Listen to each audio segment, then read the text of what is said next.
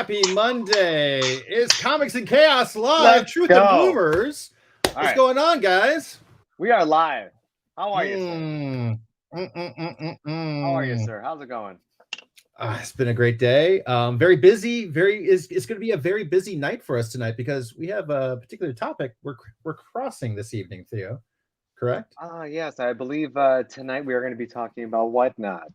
We're going to be talking about all the good stuff, all the middle stuff, and everything in between all that, right? Yeah. So, chat, this is where we need you tonight. There's 26 of you in here. Let's go. Smash that sub, like this video, comment on it, all that jazz. We appreciate you guys. Chat, though, we need you tonight. This is where we need our questions from you. We want your feedback on this one. We have some fantastic guests lined up for you guys tonight. Phil, take it away, man. Yeah, we're going to bring out in no particular order, just for those. Before we get started, we're going to be, like Theo said, taking questions from the chat. We've got questions submitted from Instagram throughout the day, so we're going to be peppering those in there in between. And without further ado, let's start bringing in our guests. And up first, we have Comics with Bueller. Mr. Bueller, how's it going, man? It's going good, guys. I have no idea why I'm here. So well, long-time listeners, first-time callers, man. I mean, we've seen the shows. We're just now excited to get you in the house, dude. Yeah, I'm excited. I'm really looking forward to this conversation. And like I said earlier, and anyone in the chat, I'm an open book. I spent 12 months under contract with Whatnot. I think, as far as I understand, it was the longest contract that they signed at the moment at that time. And I'm open book. I'll talk about anything they want. So let's do it. Awesome. So we love you for that, man. Thank you for coming. Appreciate it. Let's bring in the next guy, Mr. Morpheus's Multiverse. How's it going, brother? Oh man, it's just a busy day. It's great, man. I'm blessed. It's just been a busy day. I'm on the road, but I didn't want to miss this, so I made sure I pulled over at a gas station to hang out with y'all tonight. Well, again, sir, we appreciate the heck out of that. Thank you. Yeah. At least it's not a truck stop, though. Oh, yes. Very much so. Very much so. Absolutely. And, our third guest, a person who needs little introduction as well as far as things go here in comics and on Whatnot, our good friend Danielle, Nerdy Girl. What's going on, sister? What's up, guys? Hey. How are you? Hey. How you doing? How you doing? How you doing? So everybody, just to start off the chat, let's just go around and we're going to start with Bueller, then we're going to go to Morpheus, then we'll go to Danielle. Everybody just introduce yourself and tell us a little bit about, and actually, you know what, too? Because Theo, you are involved. You sell on Whatnot. Why don't we just let's just each person, because I'm the only one here that doesn't. I'm the odd duck. Let's everybody here just go ahead and just how long they've been either selling or the time they spent with Whatnot, just to kind of give a little bit of background. Okay. Gives me a minute to pay attention to the chat. Ladies first. Oh, okay. So I was lost in the chat. Are we just saying who I am and how long you are? Talk about your time with. Talk about your time with. Hold on. How long have you been Somebody was put on timeout. Already. Get out! Hey, Nerdy Girl. Hey, guys. So I'm Nerdy Girl. I've been selling comics for like almost 20 years. I've been on Whatnot for about a year and a half. I was really early on the app. I actually just hit 13,000 followers on Whatnot yesterday. And I went to go check my first stream date and I hit it on exactly 1.5 years. So my first stream was June 15th, 2022. Wow. Congratulations. Look at you. Or 2021. Yeah. 13,000. Wow. That's awesome, impressive, dude. That is impressive. Yeah. Nice job. All right, Morpheus, why don't we let you go next, my friend? Oh, he might be frozen for a moment. We're going to give him a second. We're going to give him a second. Bueller, why don't you go ahead and talk, my friend? Why don't you go ahead? Yeah, I'm Comics with Bueller, or my real name is Travis. People mainly know me from YouTube. I've been on YouTube for about 5 years, coming up this February, and that's kind of where I grew my audience. As far as Whatnot goes, I signed a contract with Whatnot in 2021 in November, and that came up obviously just this last November, so a year. And I sold off and on there, but I'm more famous for driving around the country in a bus wrapped with Whatnot's logo and barcode and everything else in there, and going to every comic shop in America and all the Comic Cons in America. So that's kind of what I'm known for, and I've been doing the traveling now for almost a year. So awesome, dude. That would be so much fun. Yeah, I want to be like you when I grow up. Have you been enjoying the road trips? I love it. It's the time of my life, and then just because I'm not with Whatnot anymore doesn't mean it stops. I just gonna keep on going. I want to be traveling for the next few years and enjoying our lovely country, and looking forward to going to Canada and then Mexico and other places as well. So it's a lot of fun. I can't see myself doing anything else. Awesome. All right, Morpheus, go ahead and introduce yourself. Tell us a little bit about how long you've been with Whatnot. Oh, wow. So again, Morpheus, I go by predominantly Morpheus, known as Morpheus Multiverse on the app. I'm Morpheus 4. So Navy, got 22 years. When I was getting close to retirement, when I got really back comic books, as I actually had time again, I found Whatnot like February of 2022 as a buyer, and I got addicted really quickly. And then I just started diving. I finally started selling in July, believe it or not. So July 28th, I think, was my actually first stream. And so I've been selling since then. Just the 100 followers like a week ago. So, and I've been bouncing from con to con, and I just love it. So, yeah. Awesome. All right. So that leaves Theo. Okay. Host, there we guys. Panelists tonight. Normally host. Ooh. Panelists tonight, because we're usually normally a host. Panelists tonight, just given the topic and that I do sell there. So, guys, my name's Rage. I like to party. I sell on Whatnot. Been doing that for a little bit over a year. I sell on Instagram. I do claim sales. I host live shows. I also sell on Facebook Marketplace, eBay. I just started an account with Drip, and yeah, probably going to sell on some other platforms as they come across my plate, because I like to be well versed and I like to dance around, So, yeah. Awesome. So let's you do. go you ahead. Like to... Yes, I do. He also walks around, and everyone thinks he's John Wick everywhere he goes. That does happen. Actually, my favorite thing is just standing outside of bars over here. Just standing outside of bar doors and seeing people line up behind us because they think he's the bouncer. That's my favorite part. Like, we'll go to restaurants and I'm there in my vest and whatnot, so I look like the manager, right? Like I'm going to take you to your table, and Theo's security at the door. So we actually went to a place in San Diego, and no lie, 4 people started lining up right behind us. We just happened to be outside, just hanging out, waiting for the crew to come outside, and people started lining up, and they just looked at us, and we were looking back at them like, what's up? And they're like, are we okay to go in? I'm like, oh, stand out of the way. Like, yeah, driver's license. I was like, oh, let me check this out. Yeah, we don't really work here. So obviously, this is a conversation that in the community has lots of questions, because not everybody is actually selling on Whatnot. A lot of people have questions about the app. A lot of people have questions about, what's been going on lately, what kinds of conversations could be had out there. And this is something that, I've been blessed with getting to know a lot of these people at these conventions and having conversations with them. Very often we hear a lot of things that either aren't true or haven't had the chance to be dispelled.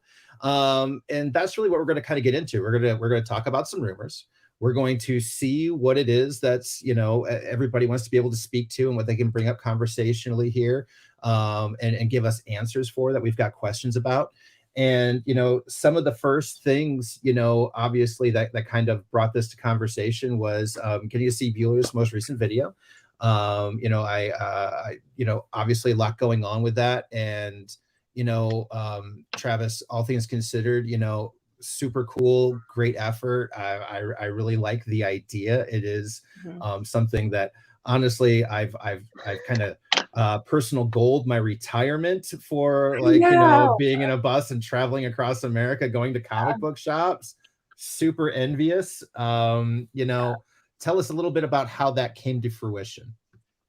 I always wanted to travel, and just having the means to do it is another question. And I kind of sitting there in COVID and being locked up and not going out anywhere and places, everything being shut down, it really sparked my interest in the travel. And then I just kind of said to myself one day, I'm going to set a goal.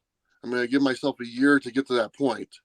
And my goal was to get a bus and travel and take my show on the road.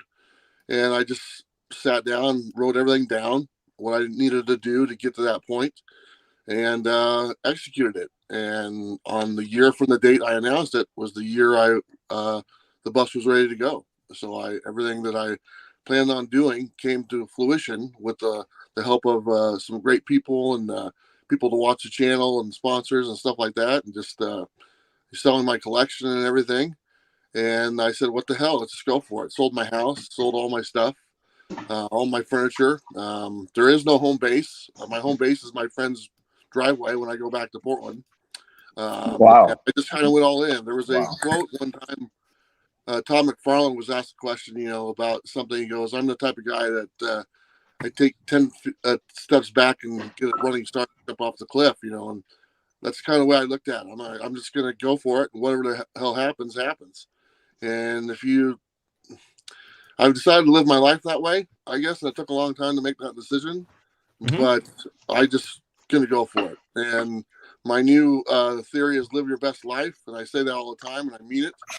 And that's what I'm doing from now on. That's just it. Just kind of going all out. That's kind of going. It really was something I was like, well, if this crashes and burns, I'm homeless, you know. And if it works out. Yeah, exactly, right. If it works, that's pretty awesome. Just in case anyone wants to do YouTube full time, I've been doing it for 5 years, and I'm actually homeless now. So it didn't quite work out the way I was hoping. Hashtag do not recommend. Hashtag worth it, though. You get to travel, you know. Hashtag worth it. YOLO. Yeah. But I've been able to go to so many just great places and do so many great things and really meet people. I imagine being a YouTuber and actually going to meet your audience in person and getting to meet those people who have spent all that time with you watching your videos and leaving comments. And then you get to go have lunch with them, or you get to go meet them at their local comic shop and talk to them about their stuff or what got them back into comics. That's priceless moments that I get to experience almost on a daily basis. And I don't think many people get to say that. So I consider myself very blessed and very lucky to be able to do this and keep on doing it. So. Heck yeah, dude. No, that's really awesome. So a question about the bus. When did you buy the bus, and when did you start to think about you know, taking this concept to Whatnot? Or did Whatnot approach you after you had purchased the bus? Tell us a little bit about that. Whatnot was already approaching me before the bus idea. And Jack DeMeo approached me a couple times. I wasn't interested. Jack's known me for a very long time. He knows I'm not really a seller. That's not really been my thing. I don't really talk speculation in my YouTube videos. It was more just, you know, the story in between the pages of a comic book. That's what I focus on. And but Jack approached me a few times. I wasn't really interested because of the platform. And then once they heard the bus, that's what I was doing. And then they were really interested and really kind of, you know, hit me up a third or fourth time. And I think we ran into each other at a Comic-Con at Rose City in Portland. I think it was after hours at a restaurant, and Jack was talking to me about doing some deals with them with the bus and everything like that. And then I finally said, yeah, let's go ahead and talk. We'll sit there and I'll talk to, I think it was Chancellor. And then we had a meeting, and what they presented to me sounded doable.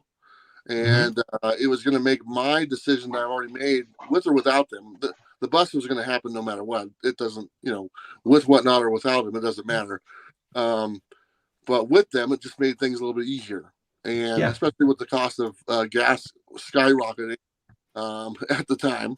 And but the bus was bought in, I believe, September, before all the contract signings and all that stuff, because I didn't sign until like November. So, but yeah, they came to me about it, because like I said, I wasn't tremendously interested.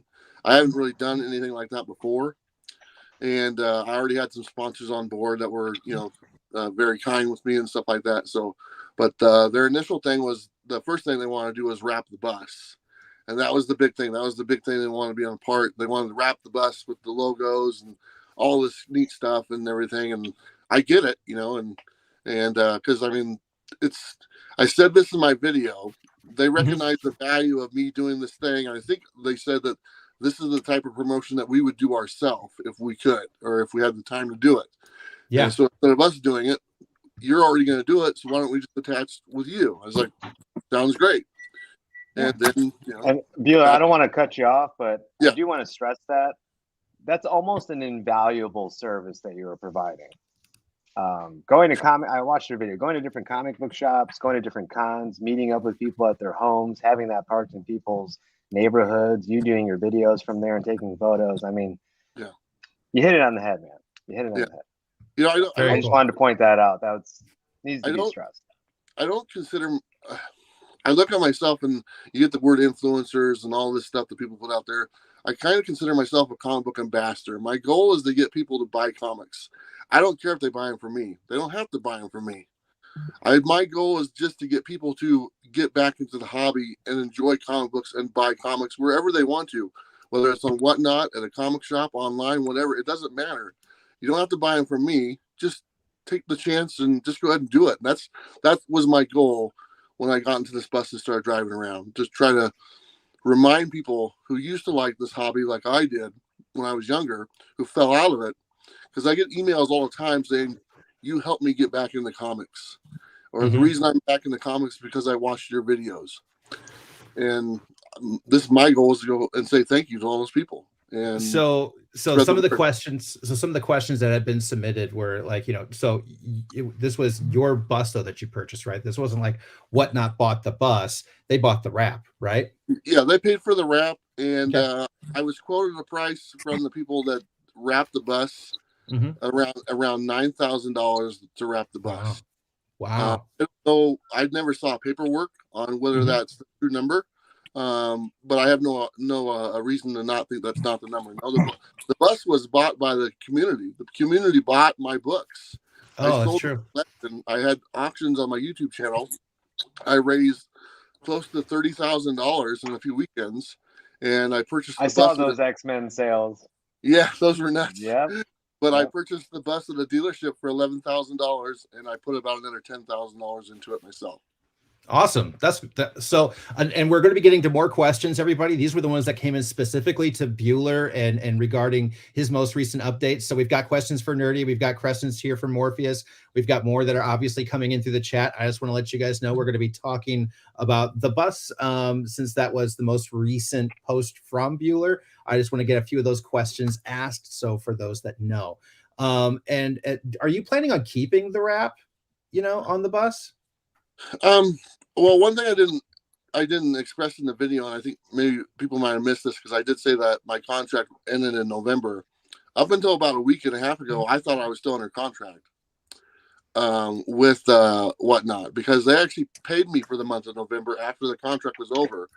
And our conversations I had with them, I had no reason to think I wasn't under contract. I thought it was going to be renewed, and I thought it was still going. So I left on a road trip again. I'm in the middle of a road trip that usually lasts 2 to 3 months, and I'm in the middle of that road trip now, so I won't be back home to my quote home base until maybe late February or sometime late February.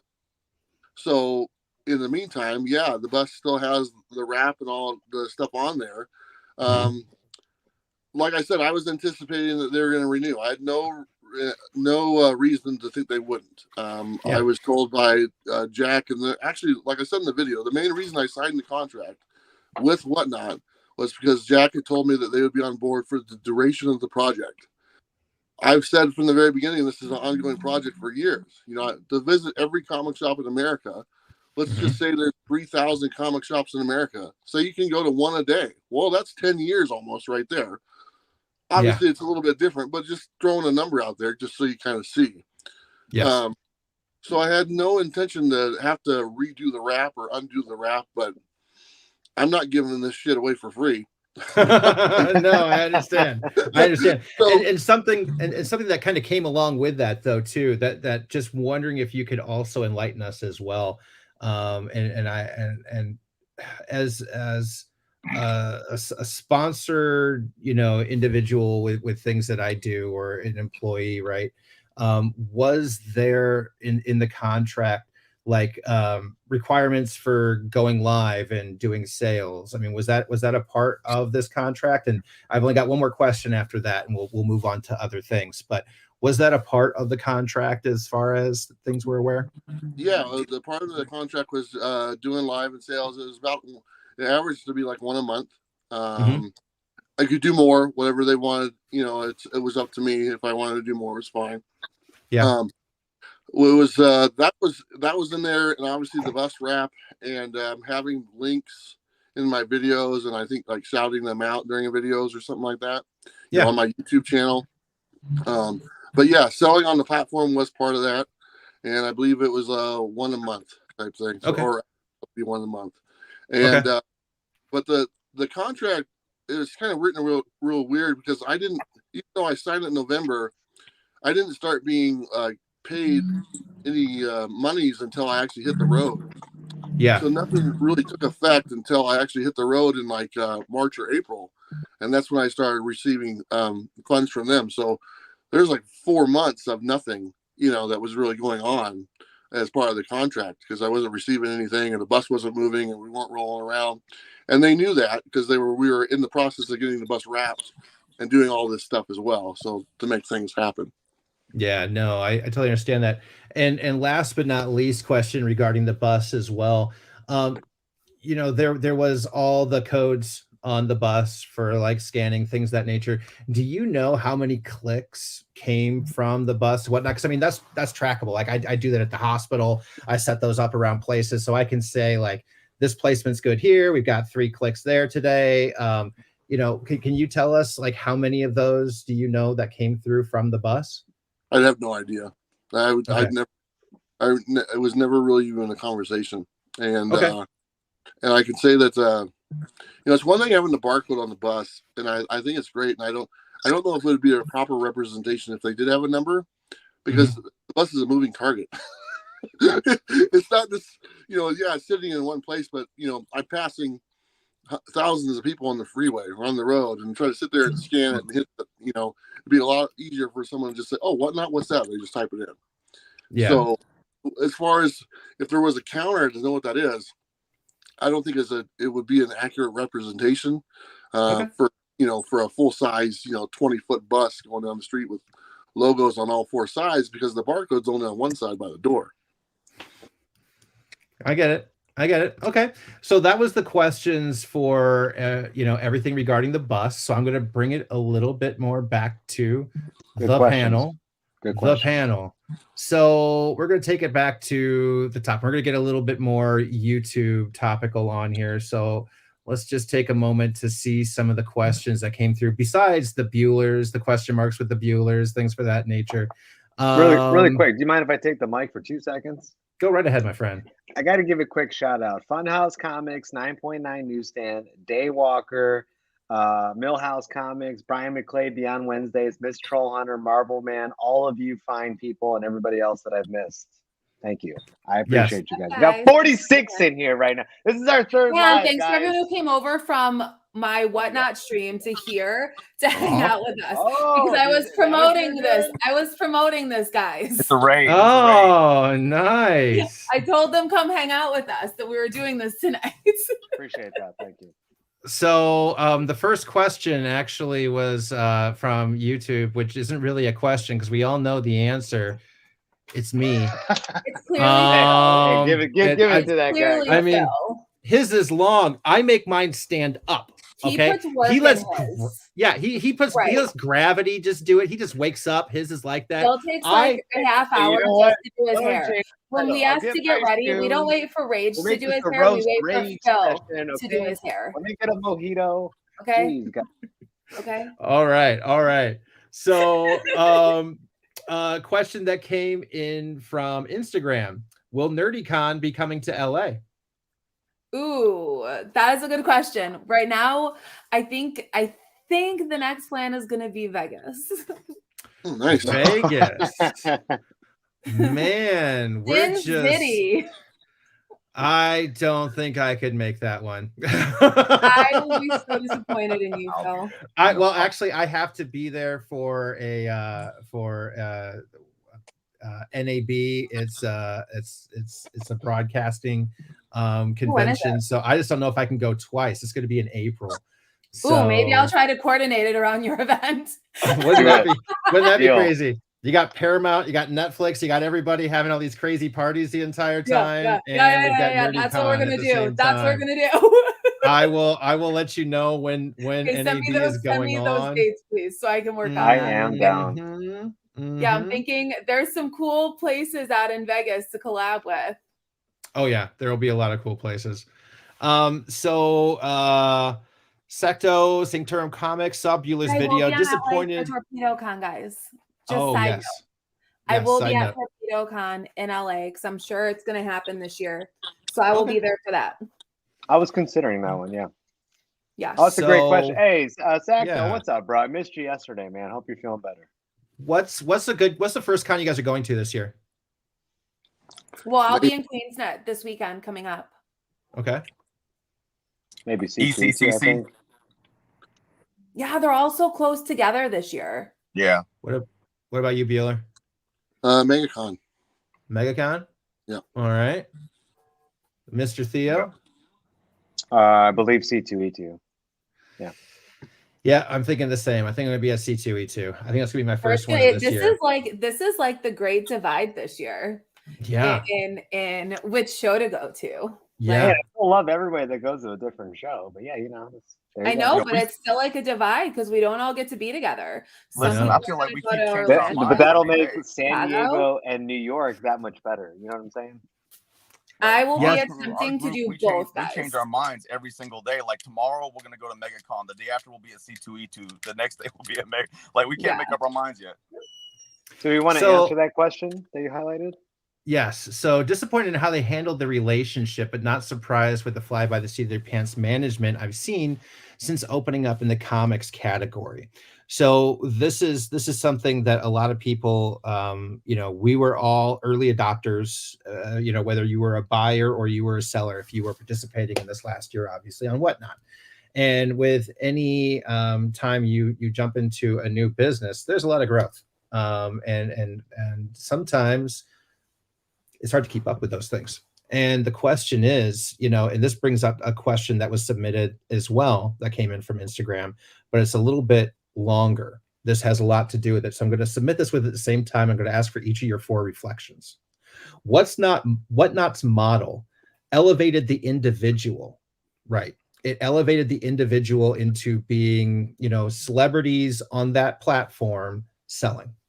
And now it is extremely hard for new sellers coming in to get to that same elevation, right? It's not that it's just because of the head start, like, the gap that would always be there. And like joining Instagram now, there's people with millions of followers. Of course, they're going to be ahead of you, but it's hard to gain though, a stable base right now for new sellers. So a question that comes in with that as well, is that because it's also hard to find specific books on Whatnot, as opposed to it being so much easier just to find particular sellers? What do you think the solution is for this growth, the way that it has come, and smaller sellers? Because that is actually 3 different questions that are already in this YouTube chat talking about small sellers, how it is hard for them in the community. What do you guys think about this new management, the way it started, how it's going, and what it's taking so hard on for these new people coming on? What do you think it could take to fix those things? So thoughts. We'll start with Danielle first. So I think that sometimes we forget, and Whatnot has its flaws, I've been on there for a year and a half, and just watching the changes have been really crazy. But sometimes I think that we forget that it's a selling platform. And a lot of people who come over that grow faster come over with their own following previously from another social media platform, whether it be YouTube, whether it be Instagram. On YouTube, I have like 1,300 followers. I have like nothing on YouTube. On Instagram, like I chose when COVID started to pour my energy into my Instagram account and turn that into my selling platform. And I think that it's really hard. It's hard for a new seller all the time, right? We all started on there as a new seller at one point. If anything, people who start as new sellers, I know that there's bigger accounts now, but there are so many more users on the app now than there were when I started personally.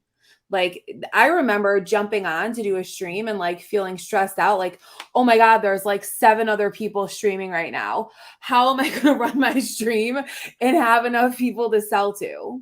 So I think and I think also that building a business doesn't happen overnight. And it's unrealistic to think you're going to come in and start a business and you're going to immediately have success without paying your dues. From a management side, I think that sometimes Whatnot's lack of communication is really hard to deal with. And I think that a lot of people have dealt with that.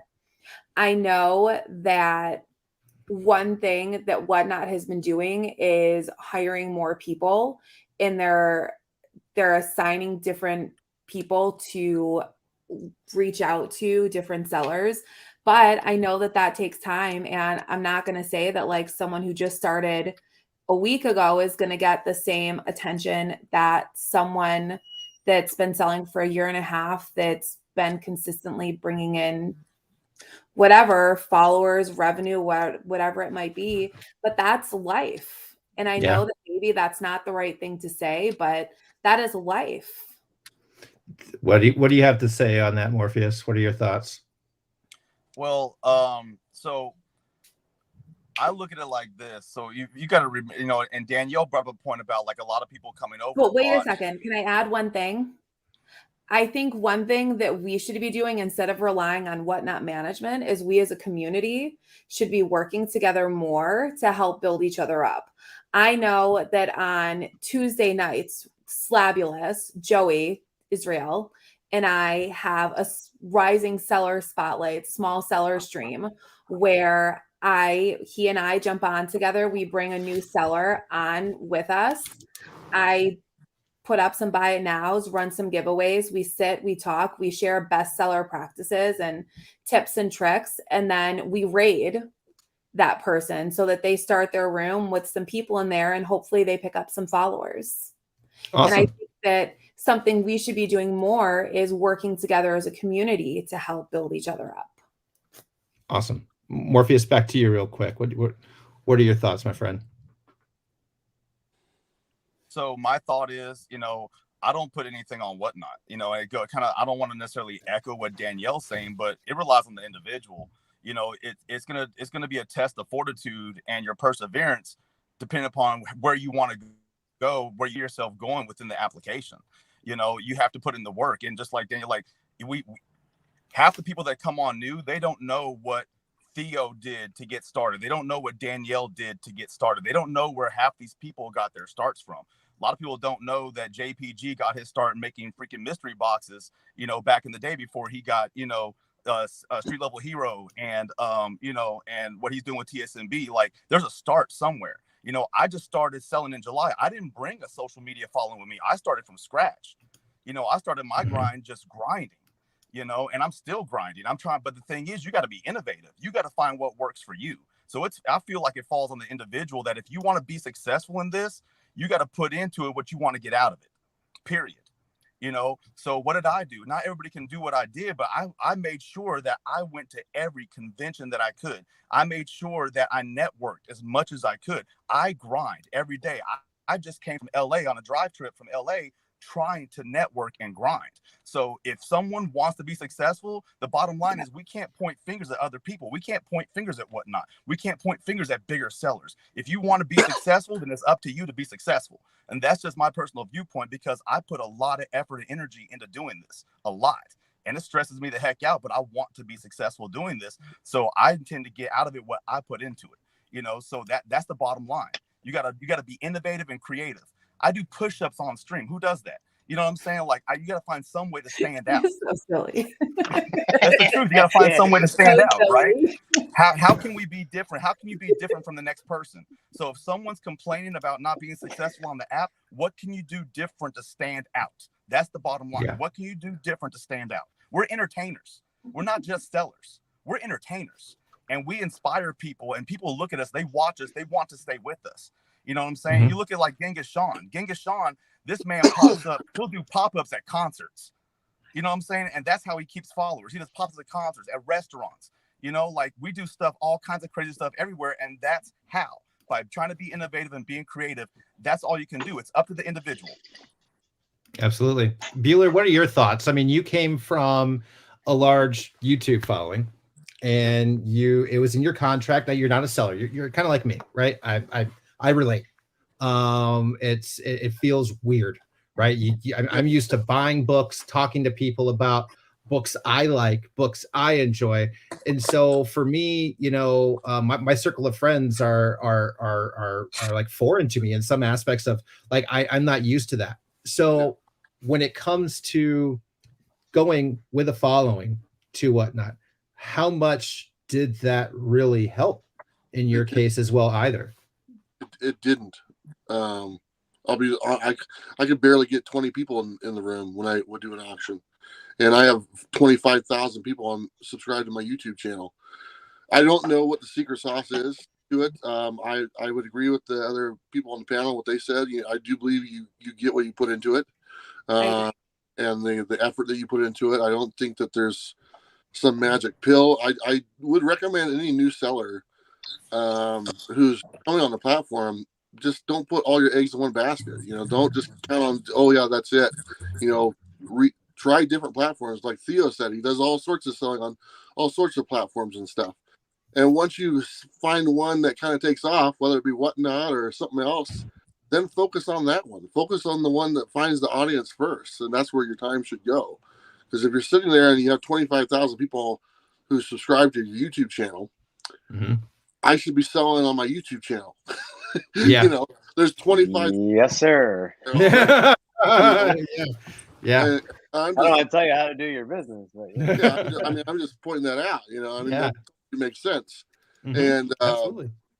But I do honestly think you get what you put into it. I see the people who, you know, traveling around. I've gone to all these comic shops, and some of these shops have been able to stay afloat because they've adopted the Whatnot, and they're on Whatnot every day, and they're selling every day, and they wouldn't have been able to keep doors open without doing that. So I believe it does a good service, but it's not the only service out there. There's other options out there for everyone to do, but you just, like you said, you got to be different. You got to make yourself stand out. And, you know, I think the platform on Whatnot, one thing I get hit all the time, people are looking for specific books.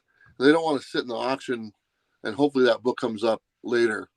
And so if there's a way to like have specific books, you know, which I know you can do on your thing, you can, oh yeah, I'm going to sell this book, but is there a search engine to where you can search for that book and go and find that book? I don't know if that's set up. But like on eBay, you can go to eBay and type in ASM 50 and it'll take you to ASM 50 and you can buy it. Okay.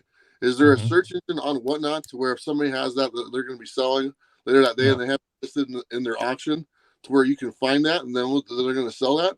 If that was a tool that was there, I shouldn't be saying this. I'm giving shit away again. But anyway, that would work really nicely. And but I think that would help a lot because people would know. Because the one thing on Whatnot, when you go on there, it's kind of like a crapshoot. You never really know what you're going to get in the auctions. And you have to be vocal in the chat and say, hey, do you have that? Maybe they do. That's great. But if there was some kind of search tool to where you know at 8 o'clock, they already have it listed that they're selling ASM, you know, 20 through 30. And then I just search that number and I can go to their auction and get it that time. I think that would be great. So that would be a nice tool to have, because I hear that all the time. It's like people, I sit there and I feel like I just wasted an hour. None of the books I wanted came up, and I move on. So I agree. Well, I think sometimes that comes down to also, though, because they do have a search function. It's not always the most resourceful, but they do have a search function. The problem is a lot of sellers don't list what they're selling. They'll just put in lot 1, 2, 3, 4, 5, 6, 7, 8. So it's ineffective because the sellers don't want to do the work and list what they're selling ahead of time. Phil, I do want to your thoughts answer too. I want some of these questions. I want to answer. Yeah, I've got them all highlighted. Really quick though, but Marvel Man, great question. I see all those questions. We are going to yeah. So let me answer this question as fast as possible. The communication at Whatnot's horrible. They have a hard time answering emails unless it's Whatnot seller support. I think every single individual that reached out to me in the beginning that got me onto the app, I can never get a hold of now. It's become like such a problem that even Comic-Con, like main stage times, get conflicted, and it's a mess. So they need to fix that. That's probably number one. As far as the small sellers go, I think it really needs to be reiterated, just like what everyone here has been saying. It's what you put into it. Mm-hmm. So I can speak for myself. When I first started on Whatnot, nobody rated me.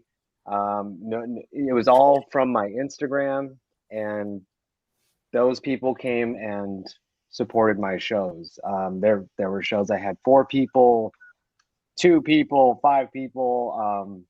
I think at the time I had about 7,000 followers on Instagram, but the conversion wasn't there because, as most of us know here, you don't get a lot of likes when you post the Whatnot thing on your Instagram. You don't get a lot of conversion because a lot of people on there, it's sad to say, they don't want to come on over until, they see that you're doing it for a long period of time. And then they're like, okay, well, if he's doing it, then I guess I can go over there and support him now, right?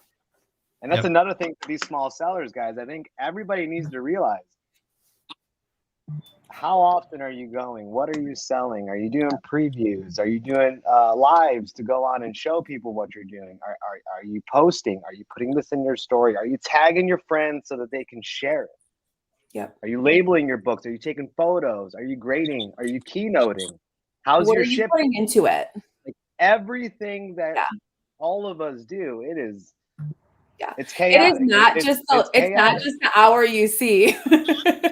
Exactly. And another thing for the small sellers, because I do think that it needs to be community driven. Danielle does a new seller spotlight every week. Every 1K, I do giveaway shows where I build up other accounts who have donated to that. I know myself, Morpheus, Danielle, we're always rating smaller sellers. Even we sometimes pass over our friends to help out somebody with one person in their show. So that's something that people really spoken about. During giveaways. Nobody ever really mentions that stuff either. That's all I have to say about that question. No, and everybody in chat, please, let us know. Thank you for your patience. We are getting to the questions. The main thing is these are complicated answers because they're complicated questions, and we're trying to give our best interpretation of it. So here is a question. Let's see. This is a question that came also from Instagram. What are your views on not only the Whatnot variants, but also the different shop variants? So let's just take it back to Whatnot variants right now, because there came in a question about, is it a conflict of interest? And I say that because they're a publisher and they're giving these books to sellers to sell, but these books aren't frequently just sold once, right? So everybody could say, well, I sold my book once, but then I sold it to somebody else, who then sold it to somebody else, who then sold it to somebody else. And it's a super popular thing. And it feels like a scam to a lot of people. A lot of people feel that way. And this is a question that's come up specifically about the Whatnot variants because they are pumping their own market, right? Is it a conflict of interest? What are your thoughts on that topic? And that's a hard question. And if you don't feel comfortable answering that, I can respect that. But it is a question that we did get a lot that I've been holding on to until I saw this question come up. So what are your thoughts with that? And whoever wants to go first, raise your hand and we can go with that question. Okay, Theo. All right, I'll go first. So I feel like that's a two-part question. So let me answer part one. Part one, what do I think of the exclusives and all the variants?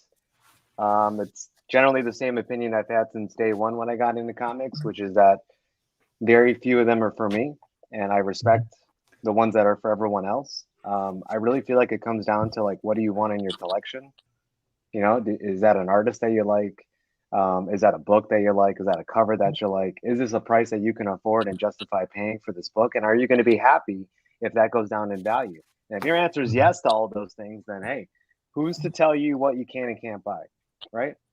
There's plenty of variants my friends buy that I'm like, ugh, what are you doing?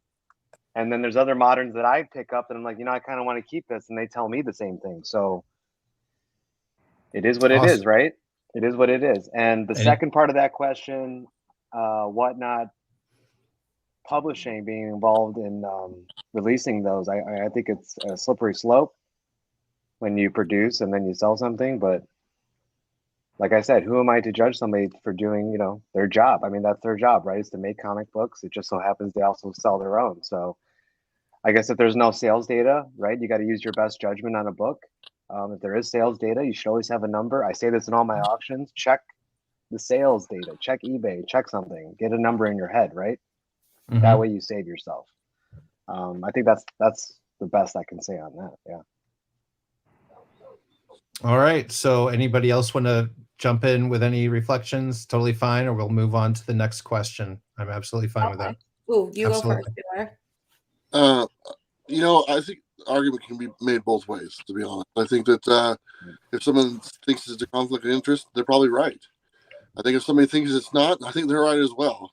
I think that it's an experiment that I can't think of this happening before. I can't think of a selling platform making their own product, and they initially were a selling platform. So we're kind of in new waters when it comes to this, to be honest. But I can totally see the argument to where it is a conflict of interest, because you're a publisher making your own books. I don't know where that came from. I don't know if that was their initial plan, or maybe some of the people they hired on board said, hey, we should make our own books or make our own product. It's a little bizarre. You know, time will tell if it's successful. I mean, if the books aren't very good, nobody's going to buy them anyway. As far as variants goes, there's way too many variants in every single market you can think of in comic books. There's way too many store exclusives. There's way too many YouTuber exclusives. And there's way too many exclusives, you know, for everything, it seems like. You know, I'm all for people getting work and artists getting work. But, you know, there's 32 pages in a book. Have them draw inside the book instead of the cover and stuff, you know. But yeah, I can totally see where people would see where it is a conflict of interest. I mean, personally, I don't buy them anyway, so I don't care. So they're not for me. Like they're really not for me. I don't have a single one in my collection. So as far as something I bought and like that. So okay. Daniel or Morph, either one of you guys go next. I'm sorry, Daniel. No, ladies first. It doesn't matter to me. Go ahead. So, for me, it's just a matter of like, if you like it or you don't, let your wallet do the talking. At the end of the day, if you like something, get it. If you don't, you don't. You know, at the end of the day. So why are we going to complain about a market that we feel might be oversaturated with one thing or another, right? Because it's a personal preference. Like, there's certain variants that I get tired of seeing certain kind of homages all the time, right? But at the same time, like, oh my God, I'm a Run the Jewels fan. So anytime I see a Run the Jewels variant, I grab every single one. So it's just a matter of personal preference. I can get tired of one variant, but then there's one like, ooh, I got to get all these. You know, hip hop covers. I'm paying the hip hop covers. I'm going to collect every hip hop cover I see. You know, but some people, that's not their thing. So at the end of the day, let your wallet do the talking. If you want to get it, get it. If you don't, you don't. Find what you want, buy what you want. You don't, carry on. Absolutely. Danielle, next, and we're going to go on to the next question, guys. Yeah, I agree. I mean, I feel like there's so much judgment on what people are buying. I do think there's too many variant covers. I think that publishers should be more responsible. Just because you can let however many people, 20, 30, 40 people make a cover does not mean that you need to. It's just like being a seller. Just because you can sell doesn't mean that you'll be successful at it. Like at some point, there has to be responsibility on the publisher.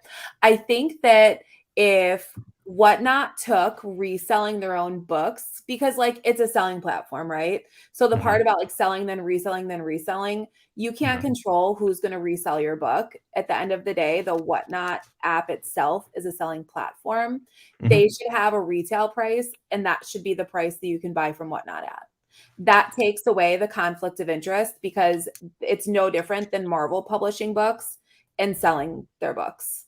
If Whatnot wants to publish and set a retail price, whatever it is, right? If they want to make some of their books $40 because that's what they feel it's worth, then let it be $40. That's their preference. But if they had a fixed price instead of them running auctions, that takes away, in my opinion, any gripe of, well, that's a conflict of interest because they're driving their own market. They're not. They're setting a retail price no different than Marvel, DC, Image, whoever it is. And then whoever's reselling that, while whatever it does in the aftermarket, it does that on eBay and privately too in aftermarket. I agree. And like you're saying, that's the solution. The problem is they're not, right? So that's that's where we got to go. Yeah, that's great. That's a great idea. In my opinion, that's what should happen. And that's like what a lot of other shops do. Area. Yeah, that's what a lot of other shops do. And actually, sorry to interject. So Dirt Drop, actually, that is not a trap question for anyone who has or will be doing an exclusive. I don't feel like it is at all, actually. And the question right underneath that, avoiding the actual question, though, people want to know about the pump and dump mindset.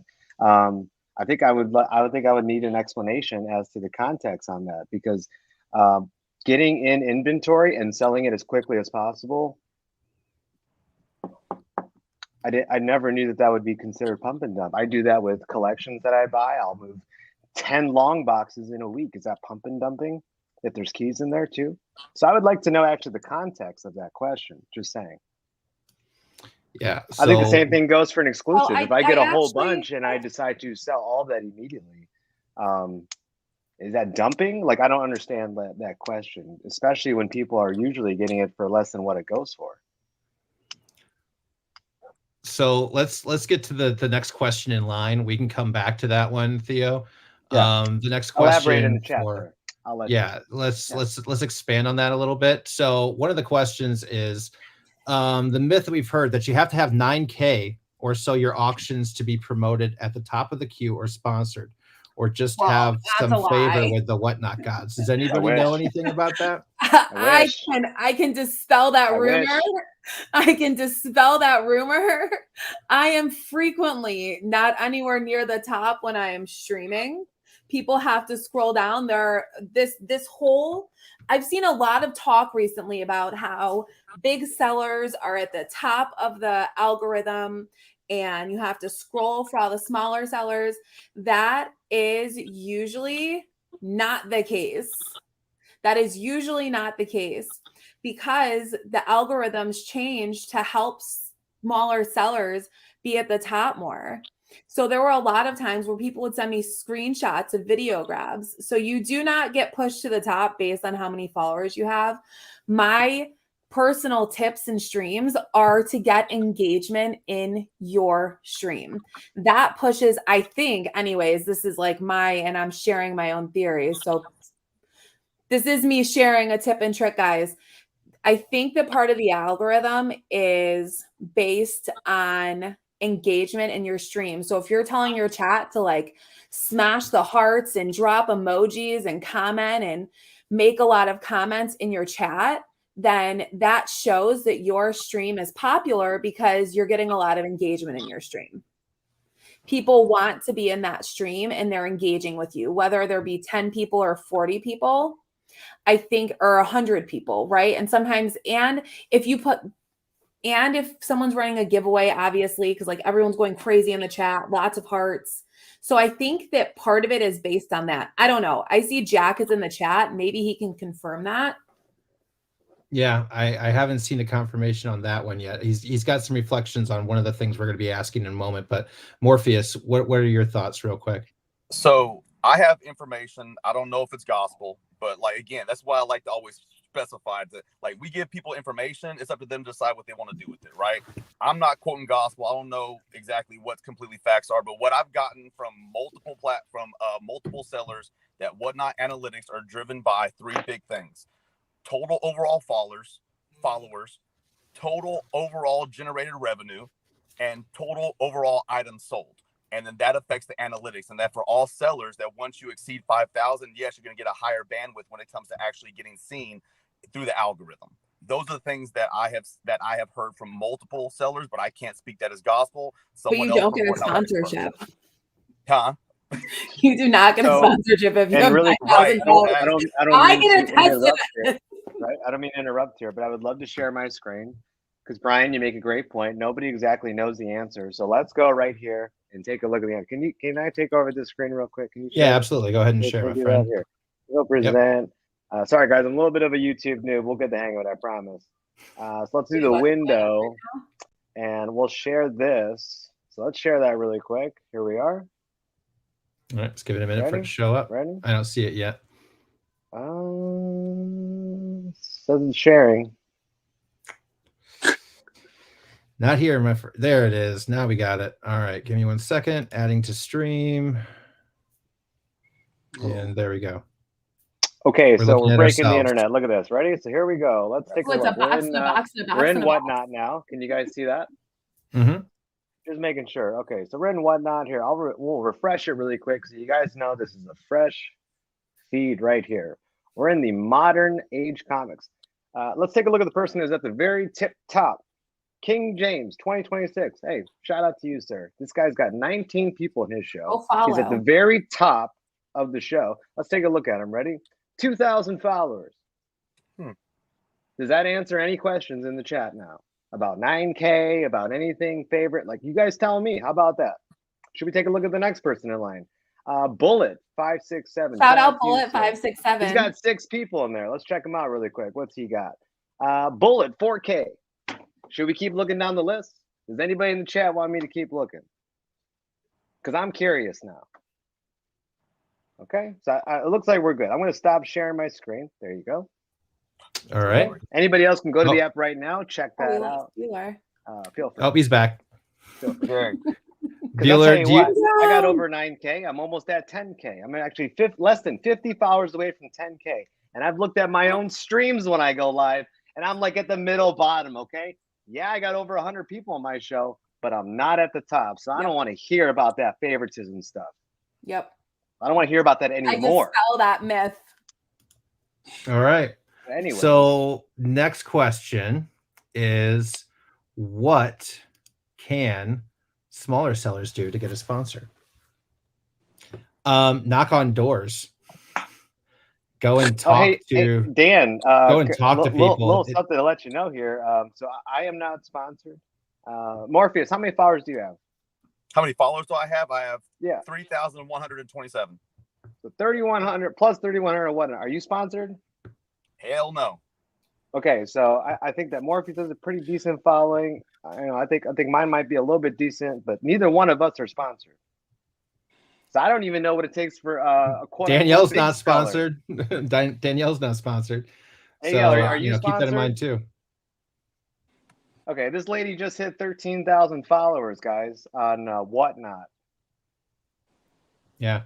I would like to say I don't know what the qualifications are. Your sponsorship was the bus. I mean, currently correct. It's not. There's not anything sponsored for selling. Yeah, I mean, unless you want to wrap your car or house, that's the only way I know of a small seller. Because at the time I had 0 people and I finished with 600. So. Which, by the way, sir, when you go ahead and rewrap that bus, if there's a nice little chunk for a Comics and Chaos, you let us know. Maybe we can make something happen here. There you go. All right. All right. So next question in the chat. Do you feel Whatnot has had its fingers involved one way or another in a lot of the problems the comic community, I'm guessing it meant comic community, has had over the last 18 months? What do you feel about that from Funhouse Comics? Do you feel Whatnot has had its fingers involved in one way or another in some of those problems? I believe they're an easy scapegoat for people to put out there. I think that there's something new. It's something that's I would say people probably look at it sometimes and like, oh yeah, only the top sellers. And we're talking about this right now. I mean, get the audience, and there's a myth. There's that you're debunking right now as we're on here that there's favoritism. And I actually said in my video, even though I'm no longer sponsored there, I never received any favoritism or nothing like that and stuff, but I think that it's an easy scapegoat. I think they're responsible for a few things? Yeah, probably here and there, and stuff, little, communication with them is horrible. Okay. And that frustrates a lot of people. We're not the only ones who've dealt with that. I've dealt with that from the very beginning. Theo said something very similar. Nerdy Girl as well, and when you're told something and then it doesn't come to fruition, you get pissed off, and then you're angry and stuff, and then you take it out on whatever that might be. And if that was Whatnot, the experience or whatnot, then you're pissed off, and then your mind races to whatever it can go to, and all of a sudden you hear all these crazy rumors and stuff like that, and then you flock to that scenario and stuff. I do think that they've done some things wrong, and I think that they're willing to correct those things, but they've made enemies. I mean, let's just be honest, and there's a lot of people out there that don't like them. I don't know. I don't think it's 100% justified, but maybe a little bit of it is. So let's go to Morpheus. He hasn't gotten to reflect in a few moments here. Go ahead, my friend. So we say, and I've spoken about this before on a couple other YouTube channels. When we generalize something, that's a mistake, because the reality is every group, every organization, every clique, everybody has good apples and bad apples. And the problem is, because the way that our society is now currently social media driven, if one person does one bad thing, all of a sudden the entire group is labeled. And the reality is we have good and bad people in every organization that we encounter, right? So we have to take more effort into holding an individual accountable instead of an entire group. And to me, that is just my personal opinion. That is how I feel. That's what that problem is. We need to stop generalizing and focus on holding individuals accountable instead of labeling an entire group. All right. Well, fast Bueller said Theo, this in his video. Really, one quick point. Bueller said this in his video, and I say this all the time, and I can't stress this enough. Whatnot is an app, right? Nobody's making anybody use the app. The app doesn't have a gun to your head. It's a tool, right? That should be used accordingly. You should use the tool to help you succeed with your goals. You shouldn't let the tool use you, right? So we just got to be clear about that, okay? It's an app. Everybody that's selling on there right now, everybody in the chat everybody in the panel that sells there, we do it out of choosing to do so. Just got to make sure that's clear. Yeah, absolutely. Go ahead, Danielle. I do not blame Whatnot. I blame the internet. People get way internet never loses. Or a conversation. People get way too comfortable behind a keyboard. It's real easy to say some shit. What do I say? What do I say? Internet thuggery and keyboard finger jack. Don't talk about me. Talk to me. Yeah. All right. Good. Okay. Good parts and pieces, guys. Yeah, Marvel Man has a question. Honest question. Need an honest answer. And this time I'm going to go a little bit in reverse. We're going to keep on reversing these back and forth so we can get everybody's answers. All right. So honest question and needs an honest answer. Whatnot executives getting old, tacky, polluting the Whatnot feeds with, hate to say it, bad books with gimmicky covers. Thoughts? Up first, we'll go with Rage. I think that goes back to when we just talked about the exclusive. I think it comes down to, you don't like it, don't buy it, right? You like it, you love it, you do it, you do you, right? I think that's the one thing that people need to remember. Just because somebody else likes something, I mean, I'm looking at a bunch of exclusives on these people's lives right now that they're advertising. Some of them got 60, 80 people in there.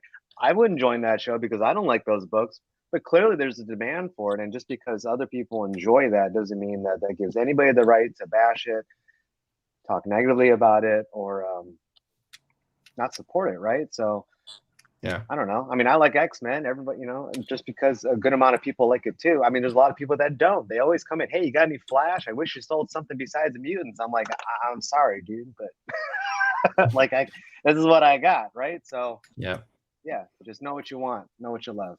Good call, Danielle. Yeah, I think, I agree with Rage. Stop worrying about what other people are buying. Like, really, if someone likes something, let them like something. Are there too many exclusives? Yeah, but eventually they'll fade out some, right? It is what it is. And I like Marvel Man knows this is not stuff. everyone I've likes known him Golden for a long time, and I'm always on him like, bro, you got enough action figures, okay? But nobody can talk this man out of not getting another Marvel Legend. Don't let him fool you, okay? So that's what I mean. You buy what you like, forget about what everybody else says. You know what the beautiful part about buying though? Like, we all love comic books, right? At the end of the day, we all love comic books, and that is what all brings us together. On Whatnot specifically, you can jump on at any time and there's 30 people streaming. If you don't like that stream or what they're selling, go to the next one. Freedom of choice. Well, yeah. Yep. I get it. Bueller, up next. As far as the Whatnot books go, besides the Ninja Funk one, which I actually knew about that about 2 years ago, because DPJ told me about it and asking me some artist advice for it. I don't pay any attention to the other ones. They don't interest me at all. I mean, that's all. I understand, man. I haven't looked at any of them, and besides the cover of Ninja Funk I got, I don't have any of them. I care less, to be honest. Totally appreciate that, man. Unless it's a good story. I mean, I haven't. Nothing's really sparked my interest. So I mean, to me, it's a good book if what's going on in between the pages. So if the pages are good inside, that's all I care about. Absolutely.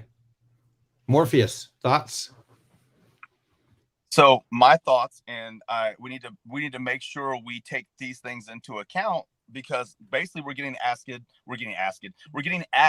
opinionated questions.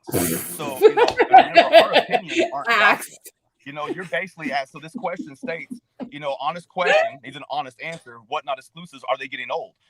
One person might say yes, one person might say no, and every person's opinion is valid for that individual. You know what I'm saying? Like, okay, do you poo? Man, I love Marat. I love him to death. Man, I get tired of seeing poo sometimes, right? But he told me one thing. He said, one day you're gonna find one you like and you're gonna want it. And sure enough, that's happened, right? So it's an opinionated question. We don't speak gospel here. We're not fact tellers on this. Our opinion is not gospel. It's up to the individual. You ask us an opinionated question. Yeah, please do not take anything I say as advice. Disclaimer. Yeah, this is no comics Illuminati. This is not. We're not pulling any strings.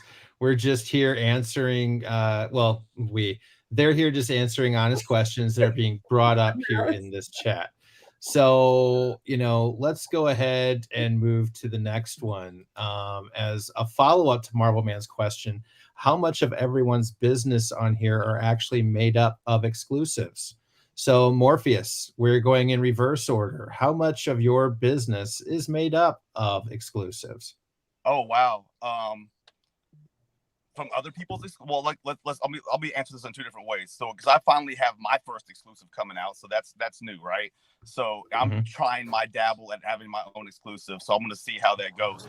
But actually selling exclusives, the reality is, I look and I see something. If I feel like I like to cater to my audience. I have a specific audience that asks me for stuff. So if they want an exclusive, I get it for them. So out of my total inventory that I wind up selling as being exclusives, I say maybe 35% might be exclusives.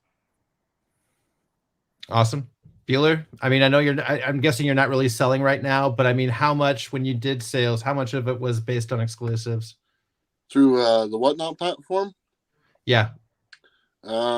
I think probably most of it, because it was the stuff. Most of it was that was the stuff they handed you. Yeah, that they gave me. Yeah. Oh yeah. But as far as personally, I've done exclusives. I've done about 12 exclusives myself, and sold some of them and stuff like that. For I sell them for very cheap, to be honest. I mean, and I did a Moon Knight exclusive with Bird City Comics, and I told them that they could keep all the profits and everything. I didn't ask them for a dime from it. And that was like their number one selling exclusive book they've ever done. So a lot of stuff I do for very little monies. And even the Ninja Caden book that Whatnot did for me, and they printed 300 of those. I gave all those away. I didn't sell them for anything. I just gave them away. So That's awesome. it's not really part of my business model. Totally understand. Danielle? I would say less than 10 to 15% of my business is exclusives. Okay. Awesome. Stop. Mr. RageTheo. It's hard for me to give like an exact percentage. Ballpark. I mean, And you know what? Can I have a follow-up on that? No, you cannot. Prior to we moved on. I'm going to mute her. Prior to a year ago, like none of my business was exclusives. Like I didn't even start doing exclusives until I was on Whatnot, and it was because my Toby, stop. It's what my audience wants to buy. Like if people who are in my streams want to buy them, I think I've done like 6 exclusives now, 7 exclusives personally. Awesome. So for me, I want to say that when I'm at cons, I'm taking a lot of requests, and I want to say like 90% of the stuff that I sell when I'm at a Comic-Con is an exclusive geared towards that con, something that con's releasing. On every Wednesday or any other random pop-up show that you'll catch me at. Maybe like 1%. I mean, I don't, it's so freaking low. I mean, I just came out with my first exclusive, and it's not even my own. It's that Berserker one that I came out with. Shout out to Mill Geek Comics on that one. Yeah, that was my first one. I've been on the app for over a year.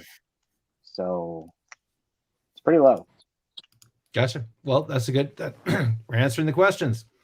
So next question in line. Funhouse wants to know they're going to the gas station. Anyone, anything? I need a rock star. A rock star. Just making Such sure. a while ago. I might grab some Skittles, to be totally honest. Taste the rainbow.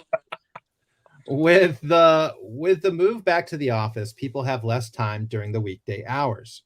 Are there / will there be many more shows at that same time with so many people going back to work? Do you guys think this? Do you think there's going to be less now with people going back more to the workplace? I don't think so. I think to let a lot of people have a different revenue stream.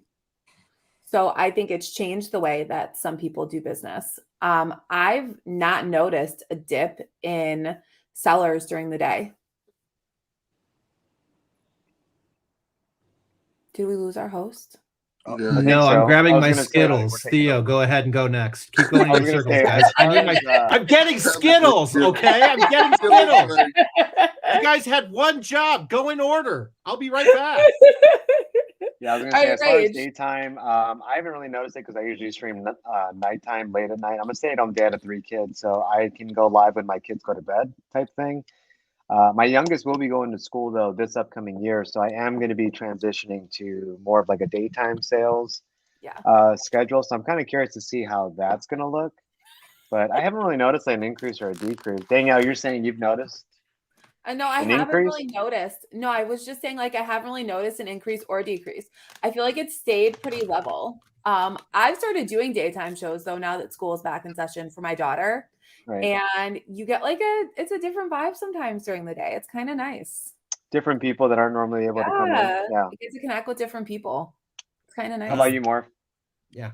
So I intentionally, if y'all see me, because I'm doing this full time now. So like I have multiple streams on different days at different times to kind of see. And my evening streams have been about the same. My morning streams are starting to pick up more people. I like Wednesday morning, I have a 5 a.m. stream, and it's actually starting to pick up more people. I used to just average like 19 people. Now it's like 30, 40 for a 5 a.m. show. So. But that's 8 a.m. on the East Coast. So that's when like people on the East Coast are getting ready to like go. They have that few minutes in the car, sitting in traffic. Yep, 100%. I have to start streaming at 8 a.m. I'm just kidding. Bueller, any thoughts, my friend?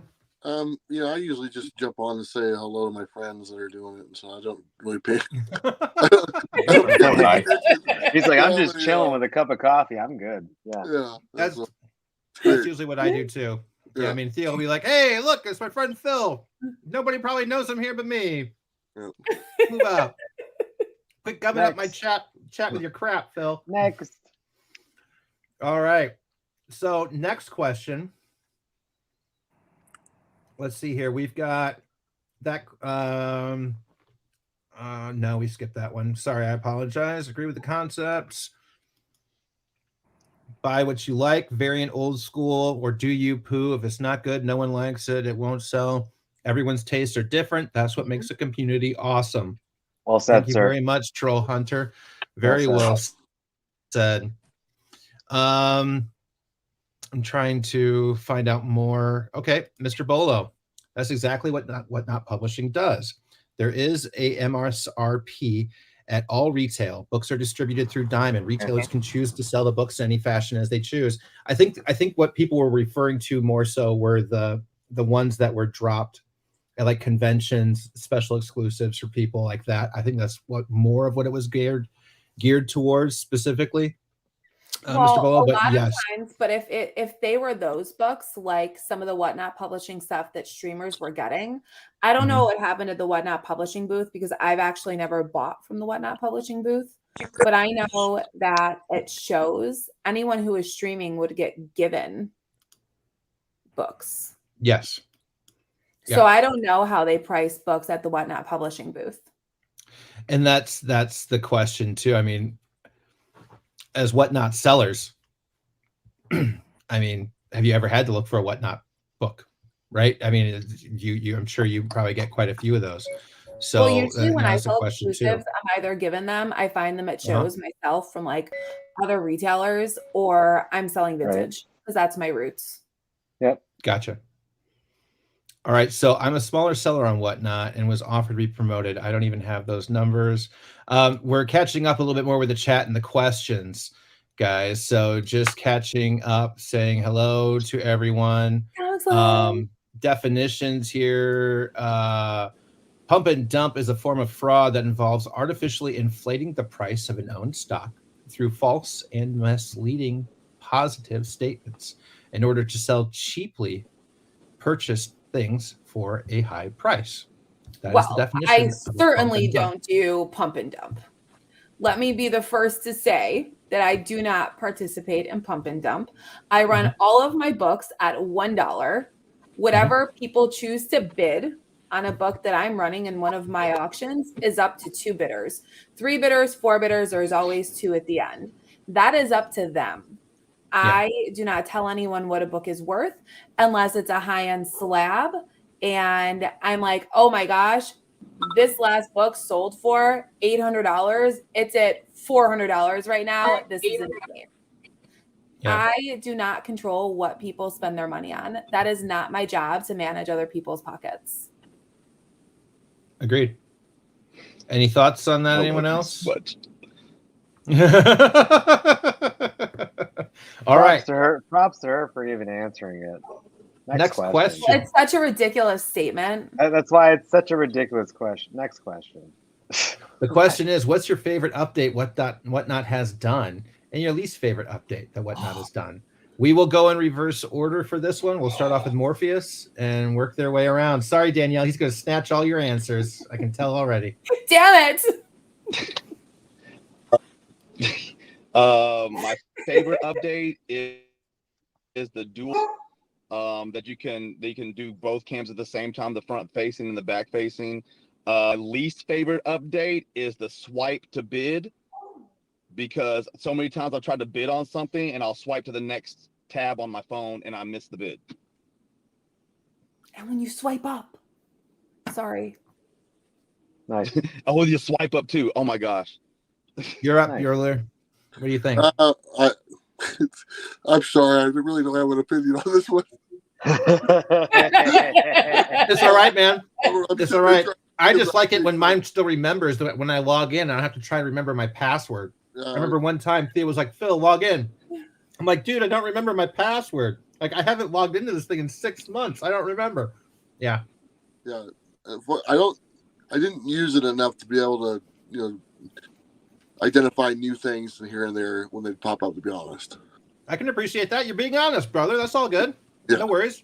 Danielle. My favorite, I would agree with the split screen, but as a seller, I love how easy it is to upload our items into the like from our phone into the app. As a bidder, least favorite, I agree that swipe right to bid.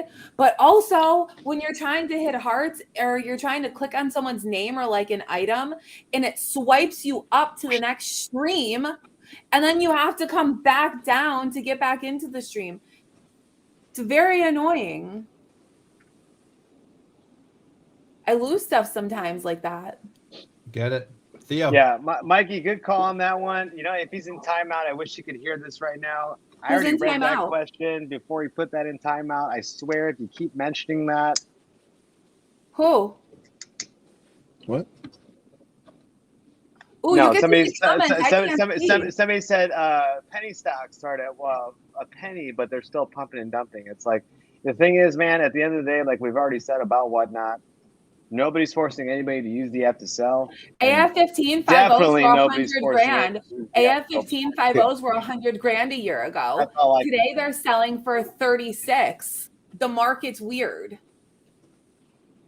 No one controls what people bid on and pay for stuff. Yeah, but back to your question, Phil, I think my favorite thing that Whatnot has come out with to date is probably the raid feature. Oh yes, raid. Because I like to raid people. I like to send people to new buyers. I mean, I think there's a few sellers in the panel and in the chat that can attest that that's a wonderful thing that they've added. Yeah, I agree. I love the worst thing to date that they've added, and this actually hurts smaller sellers. It doesn't hurt people like Danielle or people like myself who already have an established following on the app. It actually hurts smaller sellers, and that's the giveaways being timed. The reason why I don't like that is because, well, one, I'm giving away one of my own books, whether it's from a collection that I hunted, whether it's a book from the PC that I can live without now. But the reality of the situation is I'm giving away my own book and I'm paying for the shipping. I think it's completely ridiculous for an app to put a time limit as to how long I get to do that. And for any smaller sellers starting on that app now, you only get 5 minutes now to do a giveaway. You don't get to take your time. You don't get to build up your audience and then do it. You don't get to upload stuff into your Buy It Now and wait. So I think that's a really big disadvantage for smaller sellers, particularly. Just my opinion.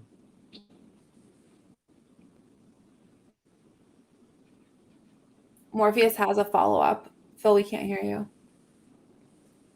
Phil, you're muted. Okay, so thank you. Go ahead, Morph. Can you hear me?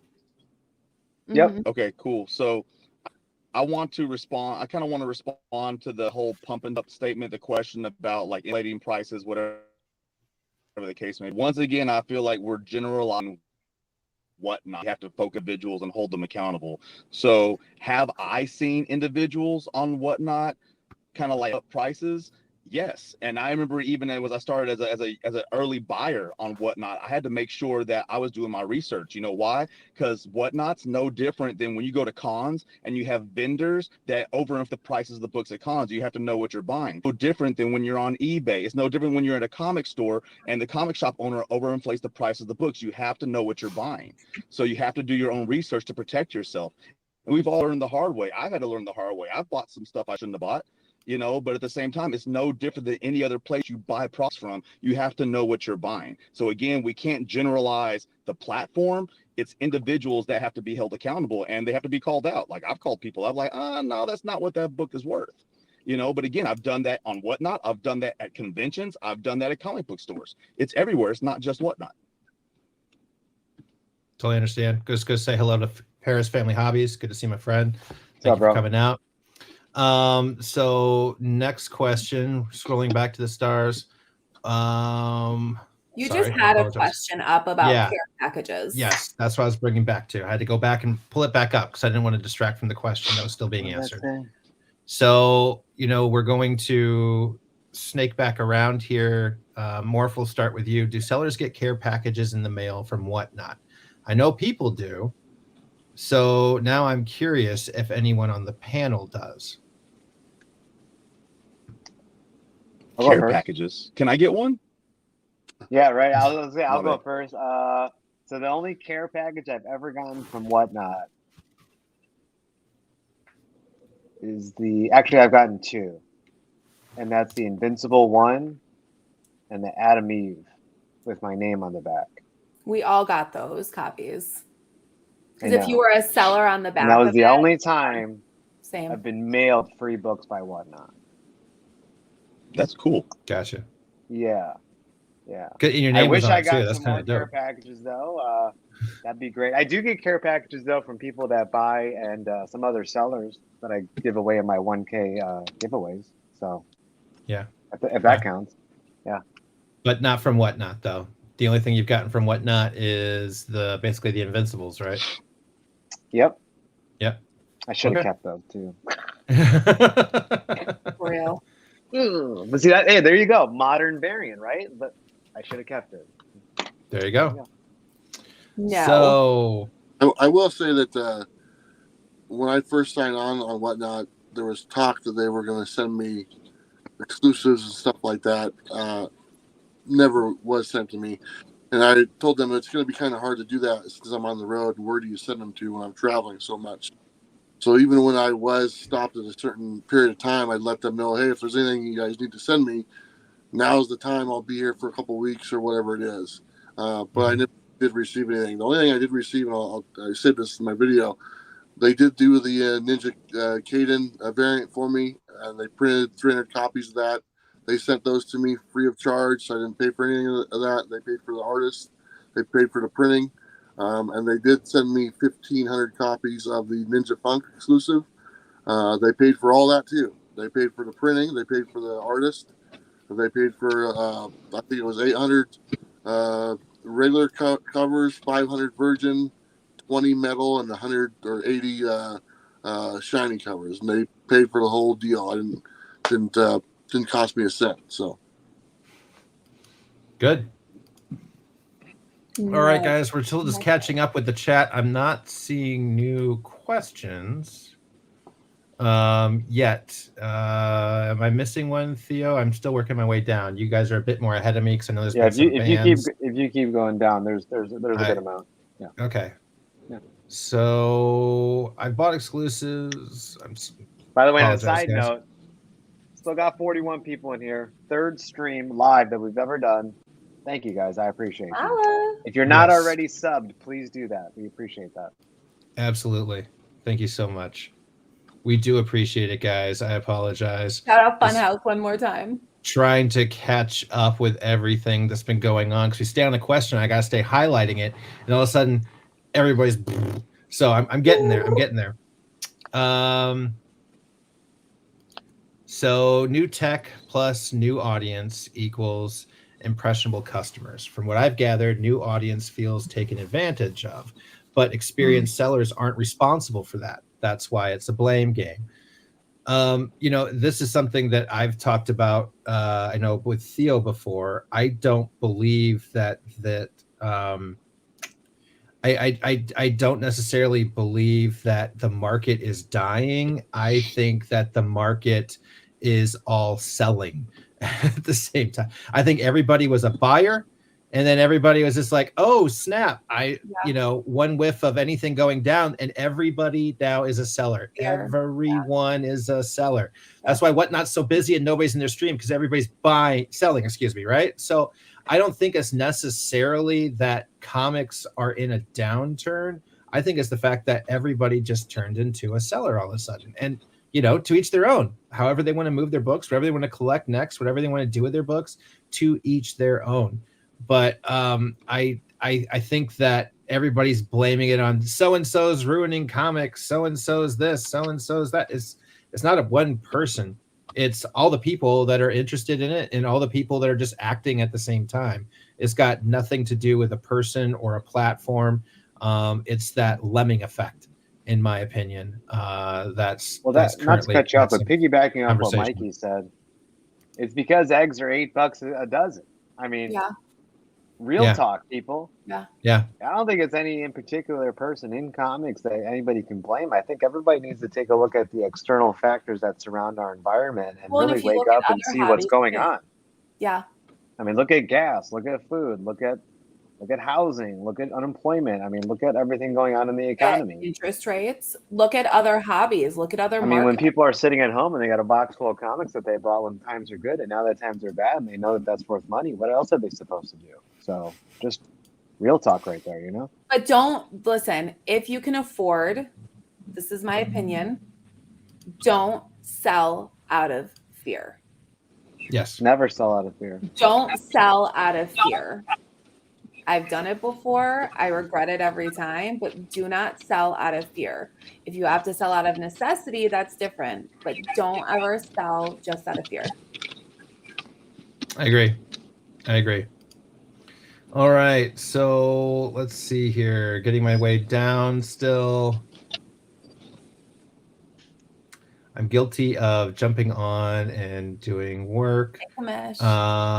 So cover price here. People buy and collect weird stuff, and we wouldn't have it any other way. We can spend a whole show on naughty and nice and the fan fervor over those. Cover price is stealing our show ideas. Cover price is stealing our show ideas, Theo. That was going to be one of our next episodes, was talking about the adult books and comics. Not if we come out with it first. I tell you what, look at him. Not if we come out with it first, all right? I'm your social media manager. Stop bugging my calls. Don't make us stay up late tonight and pre-record, okay? No kidding me. Let's see here. My Spawn collection is bigger thanks to Whatnot. Hold on, don't just skim over that one comment before. No, hold on. Right here? What was that? No. What was the one by Zero? What was that? There you go. And you know what? That's another thing I forgot to talk about with regards to being a seller on the app. Yeah. How much time? Let this use. Oh, go ahead. What? You're talking about my shoes again?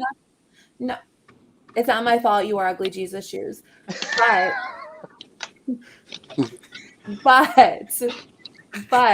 I thought you were going to use that for your next answer, because the next question is, what's your favorite thing about Whatnot? Well, I mean, it's honestly, it's being able to almost do whatever I want in regards to a live streaming atmosphere. I mean, I'm so limited on Instagram. I can't play music. There's no auction tool on there, so it's only a claim sale, and that becomes so so entertaining to a certain point when all you're doing is calling out price, grades, and letters. So, yeah, I think Whatnot allows for some real good community engagement, some interactions, and I love the raid feature. You get to help out some other people too at the end of your show. So, yeah. Morpheus, what's your favorite thing? Oh man. Ooh, y'all gonna have to red light me on this one. Crying. It's I'm about to. Like, it's the people. I know, but don't start crying. Okay, I'll try not to. It's the people. It's when I go to conventions and then I hear my name being yelled, and it's like, hey, it's me, and it's one of our buyers, and they love what we do, because the reality is we put on a show for people, and we interact with people, we give people things they're not getting, and it's not just comic books, it's community, it's love, it's friendship, and to be able to meet these people in real life, and it means something to them. So the reality is, like, all of us here that are on screen, whether we're Whatnot sellers or not, we impact people and we change lives when we do that. That's a big deal, and we can't take that lightly or for granted, because people love seeing what we do, and we make a difference in their lives. And that's the best part to me, is that we can make a difference in somebody's life. We can make connections, and we build not just friendships, but we build new family members. We're a big tribe, and I just love that. I just love that. It's the people. It's always going to be the people for me. Yeah, I agree. It's the community. A bajillion times over. It's the community. Yeah. Bueller, my friend, you've been silent for a few moments. So what did you like about your favorite thing about Whatnot? What was one of the things you did enjoy about Whatnot? I can appreciate how it makes it easy for someone to sell books, to be honest. It's done for you. I mean, pretty much you go on there, you show a book, it sells, you print a label, and it's gone, and then in a few days you get paid. And the simpleness and the easiness of that, I can appreciate that. So I think that's what it's there. Shipping, right? The shipping too. I mean, yes, so easy. That's amazing. And I think this also needs to be stated. I'm sorry to cut you off, but I think a lot of people don't understand that, like, it is a tool, right? We keep saying it's a tool. I guess what we should be reiterating is what kind of job is that tool for, right?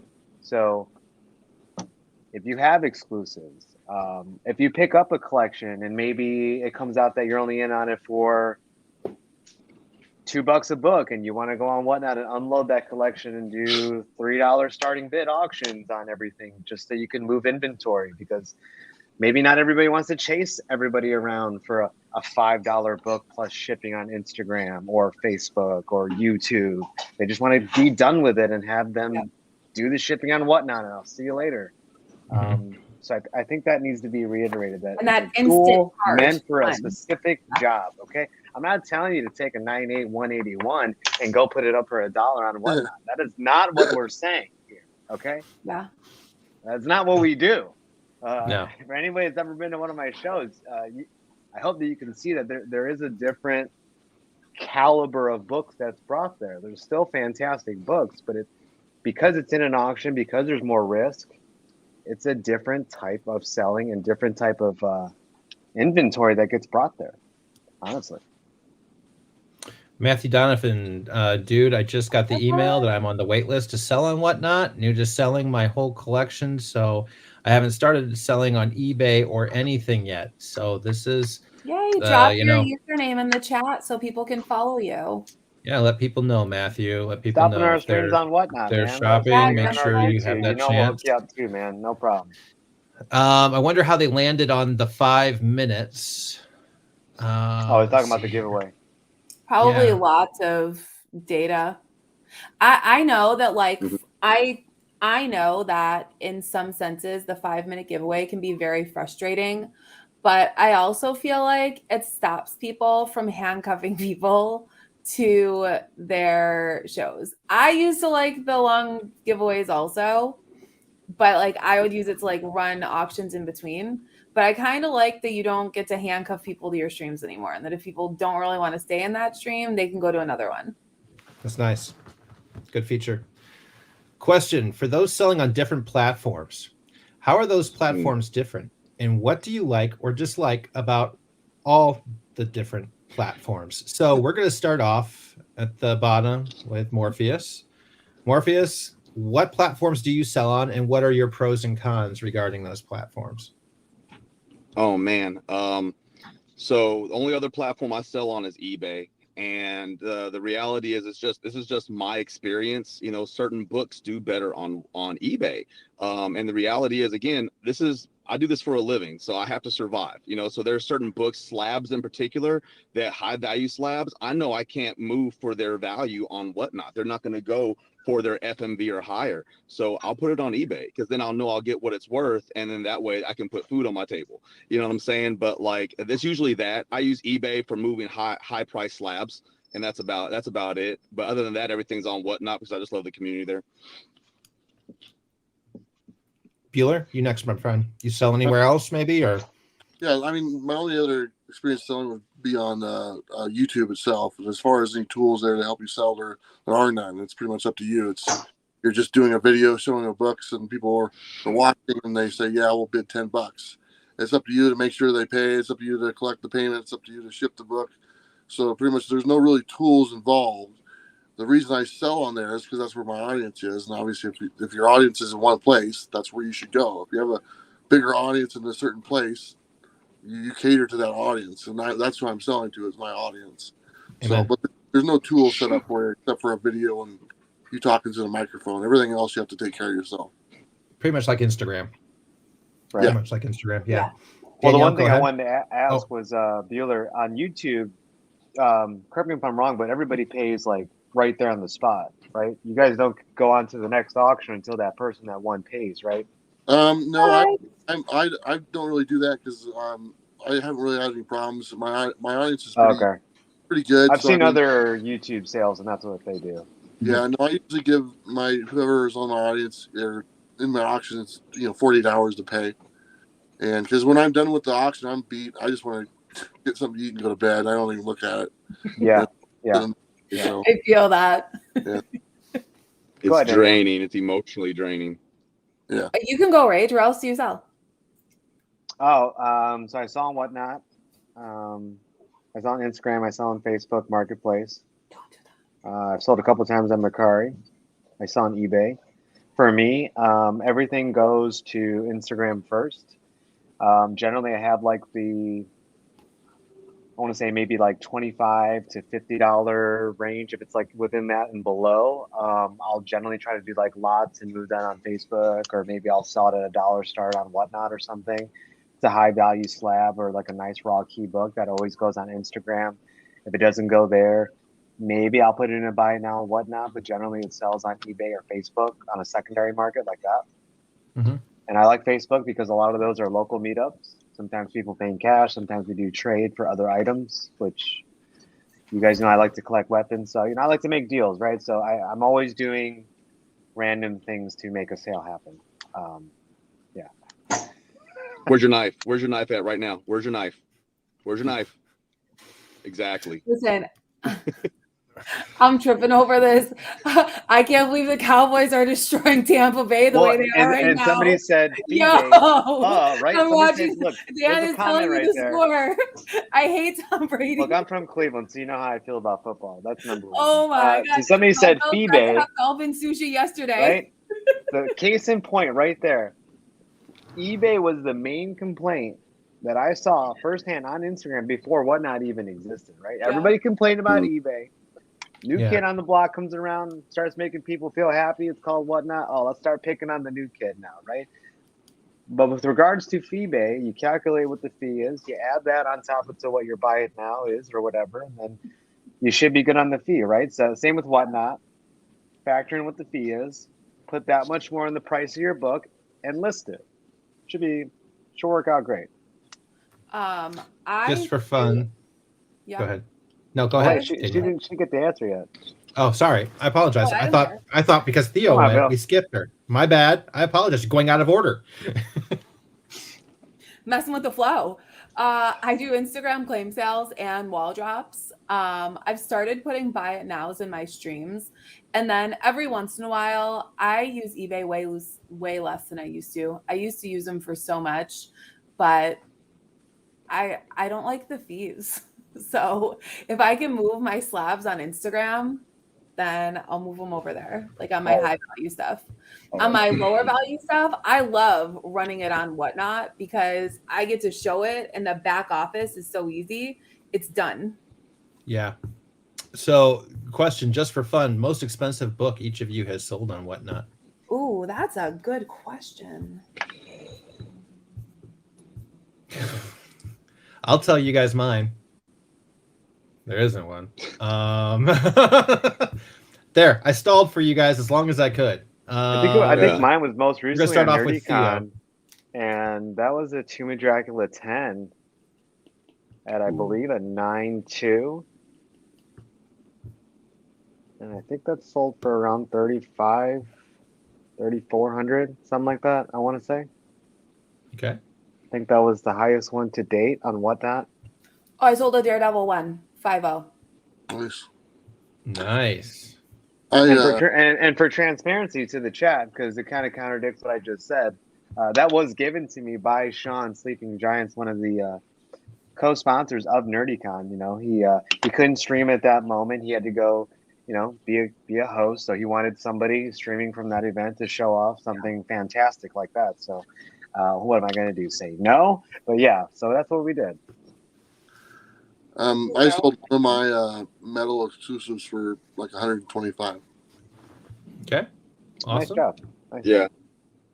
I'm a baby. I can't remember exactly which one it was, but it's either the ASM Spidey Eminem cover, or it was the Do You Poo Marat Michaels VIP variant. But it's one of those. It was around like $200 to $300. That's it. Gotcha. I think I did an FF4865 too, maybe. FMV. Oh. Go ahead. No, I don't know. Sorry. Fair market value. Fair market value, guys. That's fair market value is what the book. Fair market value is whatever someone is willing to pay for something in Yes. that moment.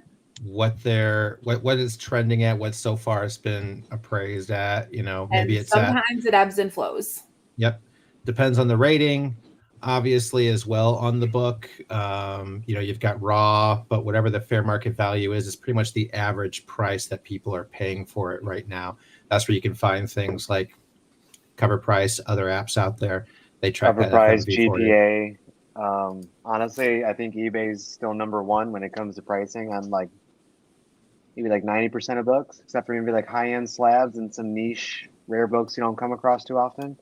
Yeah. But the data is like so real time, and most of the people are selling on there, so the sales are usually within like 24 hours of you looking most times. So it's like right now pricing, you know.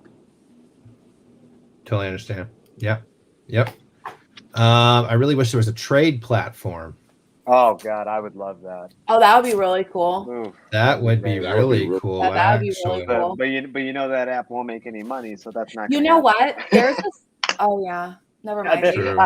Unless you pay to use the app, right? What apps? No, but what if you charge? What if they charged a 5% fee to be in the middle of working out the trade, though? Well, because that defeats the point of a trade. It's supposed to not cost you any money. it would have to be like a flat fee, right? Like Yeah. we'll start an OnlyFans group for traders, but you got to be $20 to get in. All right, so that we'll monitor and maintain. We'll keep up the FMV, and it'll be the only. But I'm a really fans big group that proponent I'm not of a part trading. of that doesn't show feet. I think mean- most people in this chat and on this panel Did know. you say Nerdy Girl specifically knows how much of a big proponent of trading I am. It's the only way I was able to get some of my PC grails in my collection True. is by trading with people. You just got to keep trading up, right? Oh, I agree. I'm a collector only, but I'm looking to get rid of some of my collection in general, including comics, to buy better stuff. I'm not looking to make it a business. Any advice for small sales? Just sell it to me, Vinlar. Great question. And I was actually going to say that, Right. Vin, you got a lot of friends who sell comic books. So that's number one, networking, right? Yeah. Number two, definitely post it in your story. Maybe before you start making posts, that way just to see if you get some feelers. Yeah. You can always do claim posts, right? Where people will just put claim on your post. You can delete those, archive them. You don't have to flood your feed and your page with sales posts, when you're done. You can always do an IG live sale. You got to chase people down to get paid and get their address and create labels manually, but that's, a little bit more work, a little bit less speed, right? Absolutely. Yeah. Instagram all day, bro. Anybody else? No. Don't take them to a comic shop. No. Never. Never take your books to a comic shop, man. Everybody wants to. Yeah. Everybody wants to hate on. Everybody wants to hate on an app right now and online marketplaces and sellers. But I'll tell you what. Nobody's gonna do you like a comic book shop. I will say. Thank you. I will say this. I will Right. put just a pinch of respect on comic book shops in this regard. If you bring a slab to a comic book shop and try to trade for raws, most of them are good with that. That I can say. You'll get Mikey. more than the value of the slab, and they're willing to do that trade. That I can say with comic shops. I'm sorry. I just threw Mikey under the bus. I think he just quit being our mod. What happened? Okay, there's some. All right, there's some. But the ones What I do you do know that I now? never took a book to, Yeah. no, it wasn't. Oh, it wasn't the because he's a thing. shop. Well, that doesn't count. So do you to feel like Mikey. shipping We love Mikey. prices? Do you feel like shipping prices have caused people to spend less? And guys, we are going on nearly 2 hours, so we're going to try and be respectful of our friends' time, and we're going to try and get into a bit of a speed round here. Okay, so for those people answering, think fast. Theo. You feel shipping prices go up have caused people to spend less? No. No. Yeah. Bueller. No.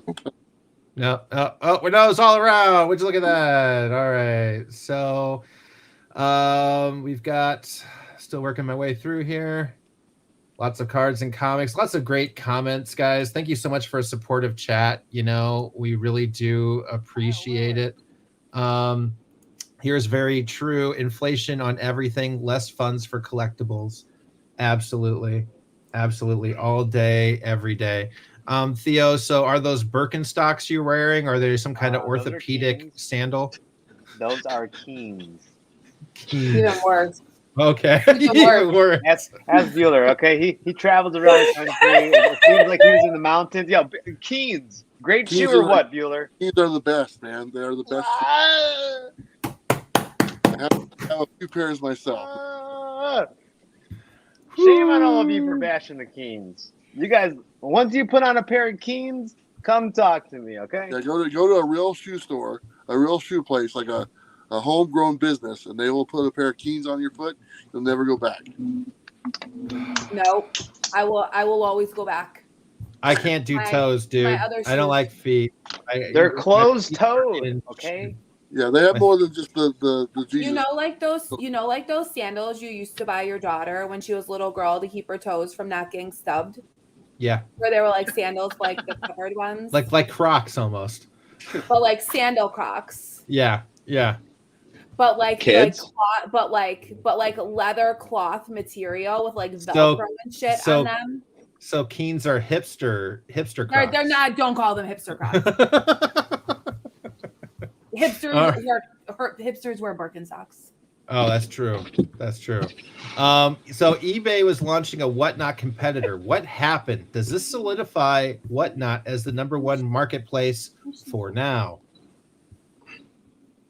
They still are. I think the comics they've already been live in cards. I think they launched in New York in cards. Mm-hmm.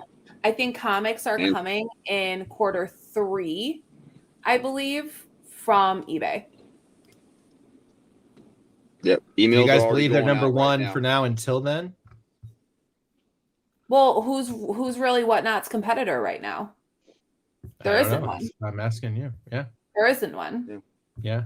Okay, let's pump the brakes. Okay. I mean, Okay, I wouldn't I was consider waiting Drip for a it. competitor. I mean, here's I'm the not. thing. I'm Okay. not. There's Here's not the another thing. app that I would use So, to compete eBay with. doesn't have a live yet, but what I can probably confidently say without even looking at any numbers is probably Look at the chat right now. per day. I bet Mike. you eBay outsells Whatnot. Oh, But yeah. from a live selling 10 to platform, 1. but from a live selling platform, who's their competitor? There isn't one. Because nobody else is really doing it. The only other app that's doing it right now is Drip, and their app just cosmetically, it just doesn't look or Can't feel even. right, which is why I set up an not account and I haven't even streamed on there yet because I just don't like the way the app feels. Yeah, I But couldn't even figure out Yeah, how it's to really nasty. use it. So weird. eBay's eBay. I mean, that's Monster. when that gets launched. Yeah, I'm gonna dance over there. Go ahead. Gotcha. No, eBay's a monster. I mean, imagine. I mean, eBay is just sellers just selling whatever they want to sell. Imagine, I mean, you're going to have tons and tons of sellers selling comics that don't even know anything about comics on that platform because it's just a monster. I mean, there's millions and millions of users. It'll be interesting to see when they come on board. It's gonna change everything. I think so. I agree. I think so. And I agree with what Mikey said too. They're going to be eating everyone's lunch. There will be. Shout out Beta It's Ray. gonna be Thanks for rough. keeping the chat interesting. It's going to be busy. How many hours does it take to prep for your shows? Because folks, it's not easy. Dan asks. Morpheus, we'll start with you, my friend. So you figure each one of my shows, I average about 100 products total. And if it's brand new and I haven't like cloned it from a previous show, I'm looking at probably about a good 2 to 3 hours loading properly, putting descriptions, because I load everything. I don't just put single comic. I put the title, I put everything in there with pictures. So about 2 to 3 hours to prep. It usually just take me about an hour. I only did like 20 to 30 items at an auction, so. Totally understand. Same 2 to 3 hours. Theo? You guys are 2 to 3 hours. You guys are like the Flash. Okay, what are we talking? Are we talking like digging through our boxes and getting books, and then bagging and boarding and grading and uploading? All right, I'll say taking 3 to photos 3.5 and hours. making a post and a story share? Okay, Like, fine, 4 hours. 2 hours. Yo, 3 to 4. I'm ready. Let's go. What are you guys? You got to doing? go in order. Tips You and got to do it tricks in over stages. here, First okay? you pull everything, then you unbag everything, then you grade it, then you rebag it all, then you do the photo, It write takes the me more than notes. 2 hours, guys. I can say that. 3 to 4.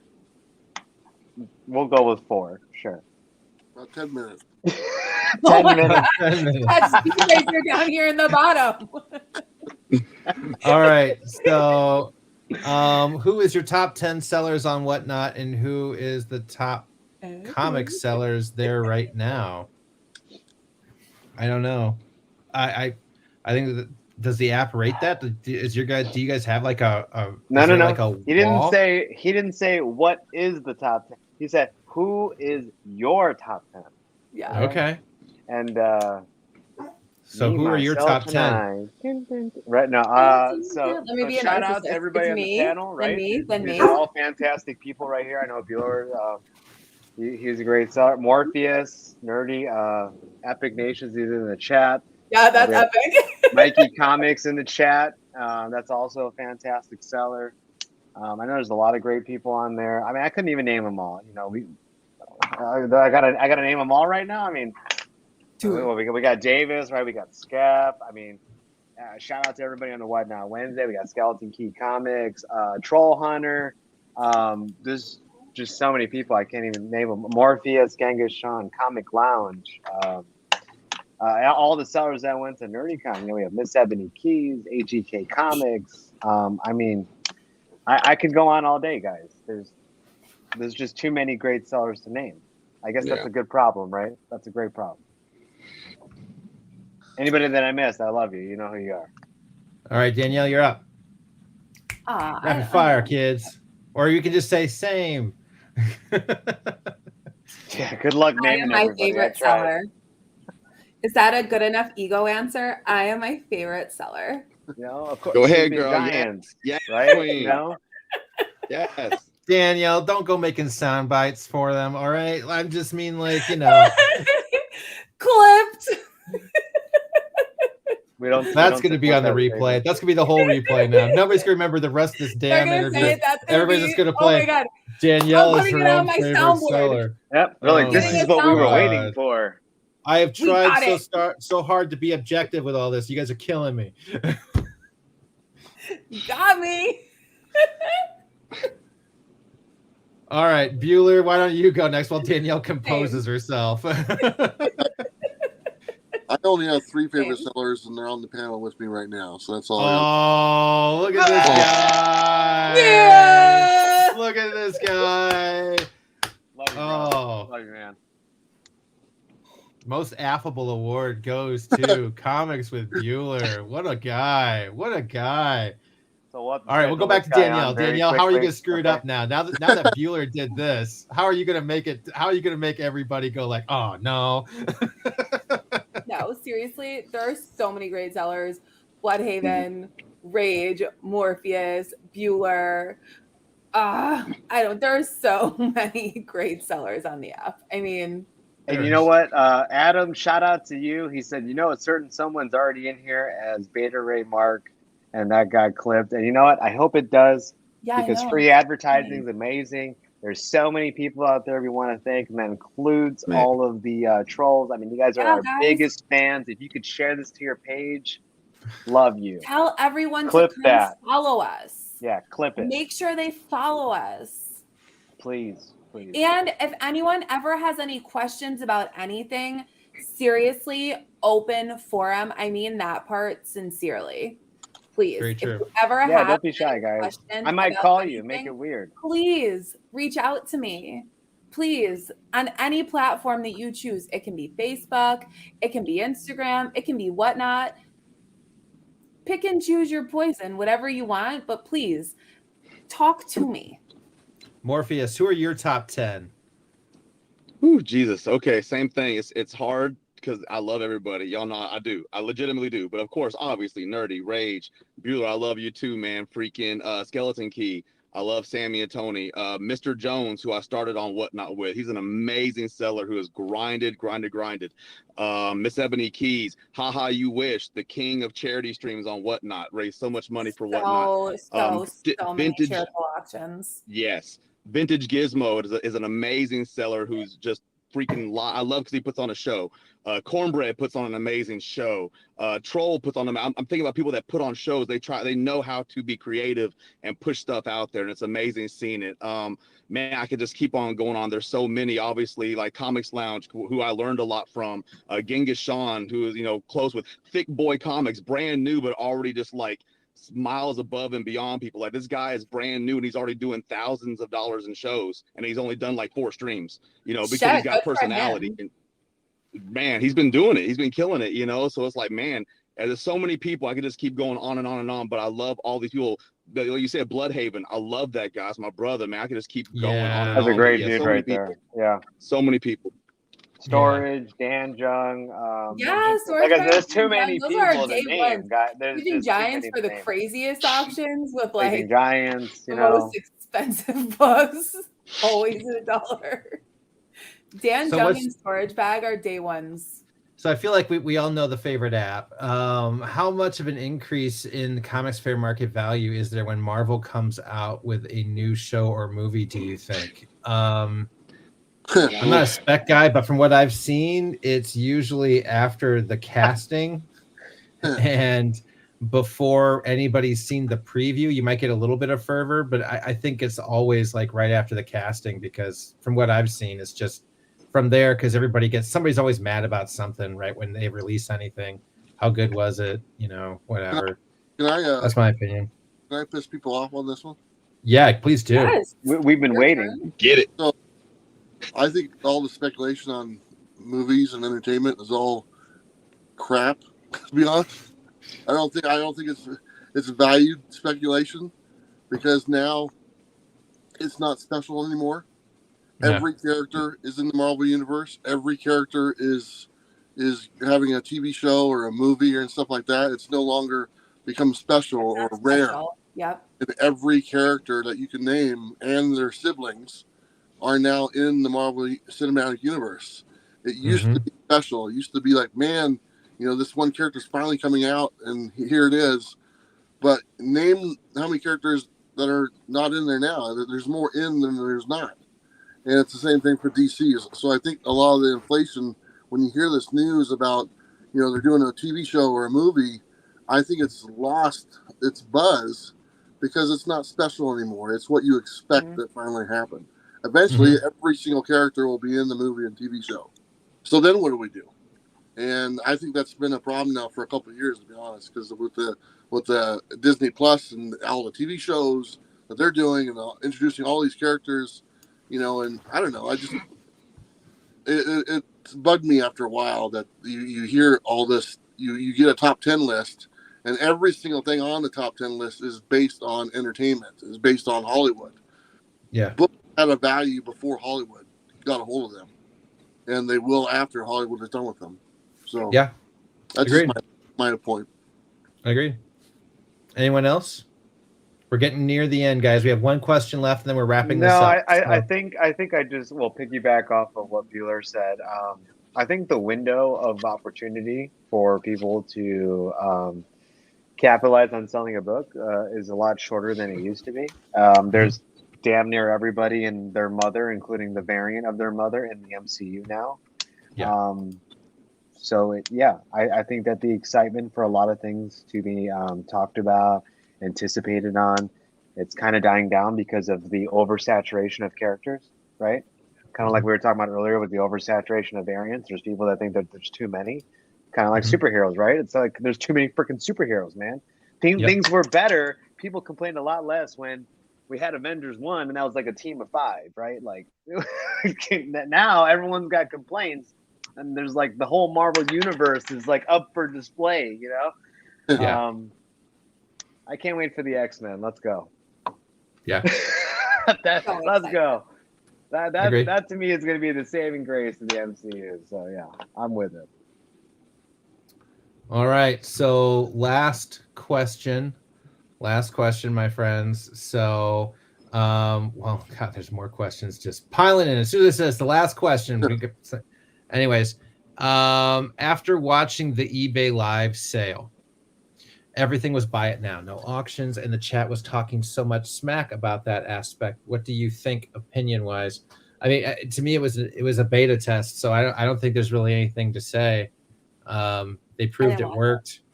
They proved it worked. I mean, wasn't Whatnot giving away an AF-15, and there was thousands of people bidding on a pop? I don't know. Yes, I don't. Well, yes. and that's I the don't thing, right? know. If that app only does a buy it now and no auctions, hey, that seems like a cool place for you to go live, show off buy it nows, maybe like how you do a claim sale, but there's actually a tool where you can enter in to buy it now. You know, maybe you want to do an auction now, you can go to Whatnot. You know, it's good to have options, right? It's market saturation, man. My grandmother had eBay on her phone, right? My grandmother had eBay on her phone. I still have to explain to my kid what Whatnot is. All right. So, you know, when you want to talk about market saturation, eBay's been here for decades. They're not, you know, they're not worried. It's not an issue. They're starting the way they want to. Whatnot's taking market right now. They're getting in there first. But, you know, that is a market that eBay has, you know, a lot of claim in already and has market saturation and name recognition in. So Whatnot has to get ahead in every single place it can if it wants to do well. So, I mean, that's just marketing. But anybody else with feelings on that? And we're going to get to the last question because it's a good question. Go ahead. So my thought, you know, the eBay versus Whatnot, obviously if eBay does come out and the platform is very similar to Whatnot, just because of the sheer audience and exposure of eBay, it's going to draw more revenue. It really is. The reality is, but I also feel there's a bad side to that. So eBay, with as many people that are just focusing on money and buying stuff, it will never have the community aspect that Whatnot does. So while eBay may drive some more money just because it has a sheer volume of viewers to it, so much more than Whatnot does, it will never have the community feel of Whatnot. So that's here's my the opinion. And I don't want to disagree, but I got to respectfully disagree because I know that a lot of people said the same thing when Whatnot came out. Yeah. And we are proving them wrong every single time we stream, my friend. Yeah. So who's to say we can't do that shit on eBay? Yeah. There are not a lot of communities like comics that do this. Not the cards, not the Funkos, not the thrift store clothes. Okay? This is a small niche community and people will help each other if help is needed. That I do believe. All right. Last question. This is it. Theo, you will go first. Is FOMO dead? No. You want me to post the book up real quick and tag everybody and give you FOMO? Because no. What? Yeah, right. I get FOMO every day, dude. What are you talking about? FOMO's dead. I'm sorry. Nobody in here wanted that Eminem book. I know I tried. I couldn't get it. Yeah. I got FOMO now. Like, yeah, right. No, FOMO is alive and spreading like a virus. Yeah. FOMO is just, you know, a little quieter right now because everybody's got a budget they're working with. Danielle, I know you just ran back in, but FOMO, do you believe it's alive or dead? FOMO is always going to be a thing. Yep. Whether in comics or like any, FOMO is always a thing. It's life. Yep. I have FOMO. I have FOMO every day when you post. You kill me over here. Bueller, my friend, you've been so patient tonight. What are your thoughts on FOMO? FOMO is alive and well, and it's fear of missing out, and that's the way people live their life, actually. And when you think about it, but you know what? There's new comics every Wednesday, so if you missed a couple weeks, you know what? Another Wednesday comes up, and you got a whole new batch to choose from. Absolutely, absolutely. Morpheus. Listen to that, people. Morpheus. Oh yeah, I mean it's definitely alive because it still hits me every damn day. I see something like, ooh, I'm gonna miss out on that. I gotta get that right now. Ooh, I might not see that again. Oh, let me get it right now because man, it's shiny and it's pretty. Yeah. And it ain't going nowhere. It's in the human psyche, and again, like it's in everything, not just comics. So it's not going nowhere. So everybody, it has been a fantastic 2 hours. Thank you. 2 hours and 15 minutes. Wow. Danielle, Morph, Bueller, thank you guys so much for coming out and hanging out with Theo and I this evening. Appreciate you guys. Especially myself. You guys are amazing. You're good. You're very kind. We appreciate it. We're definitely trying to bring lots of different people here and on the show. Bueller, you just met us. We just reached out to you just yesterday with everything, and on the drop of a dime, you were just like, "Yeah, I'd love to chat." Thank you so much for spending the time with us. Much respect, man. And like I said, awesome. we may be interested in a very little space, maybe on your bumper, right under your door handle. I'll send you a bumper sticker. I got a space open up, so there's a space. There's a large, there's a few spaces. Yeah.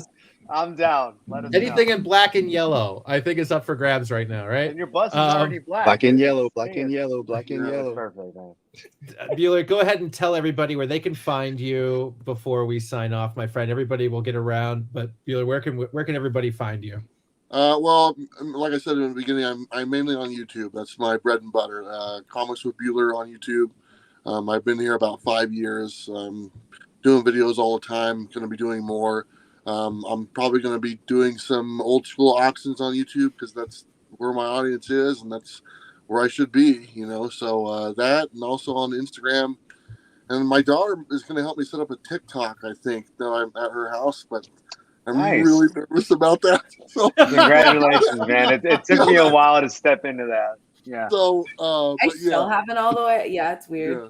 But YouTube, every week I got new videos on there. And if by any chance you haven't seen my video I just put out about my 12-month contract with Whatnot coming to an end, a lot of people have watched it, hundreds and hundreds of comments. Thank you, everyone who's watched it and shared their thoughts and opinions. Hopefully, I didn't want to come across as being malicious or anything like that. I just wanted to be honest with my audience. I always have been, and there's nothing would stop me from doing that now. So, that's where you can find me. But appreciate you having me on. It was fun. Morpheus. Can't wait to have you on again, man. Let us know where you can be found, my friend. Yeah, everybody can always find me on Instagram. Please follow my Instagram, Morpheus_multiverse. And of course on Whatnot, Morpheus1914. But that's predominantly where you'll find me is on Instagram. Awesome. Danielle, where can we find you? Whatnot, Instagram. Maybe I'll come back to YouTube. Okay. I have a TikTok, but it's pretty lame. I can relate. Actually, all my social media is lame. I just get to slum with really cool people. So everybody, thank you for joining. Theo, why don't you take us home, my friend? And we will see you. I'm going to not say anything else. Just like and subscribe. And take it home, and gentlemen. We need a group shot. Wait, there's still 30 of you. Phil, why don't you take one really quick? There's still 30 of you in here. Guys, if you haven't liked and commented, subscribed, please do that. It helps us out a lot. This has been our third live stream on our page. We've had a completely different panel than we did the past 2 times. You guys keep coming out for these, and we'll keep showing up for these. I appreciate everybody in here. If you're watching this on the replay and you have any questions that we didn't get to, put it in the comments. Hopefully we can answer it that way too. Everybody say cheese. Go take our screenshot. There we go. All right. Thank you, everyone. Refute them. What was that? I said if they see any sound bites, refute them. Oh, yeah, I know, right? Nothing stays up. This is like Whatnot. It all goes deleted as soon as we're done, right? Guys. Thank you guys so much for making it out. Everybody have a great night. We will see you again next week. Same time, same bad channel. Until then, everybody.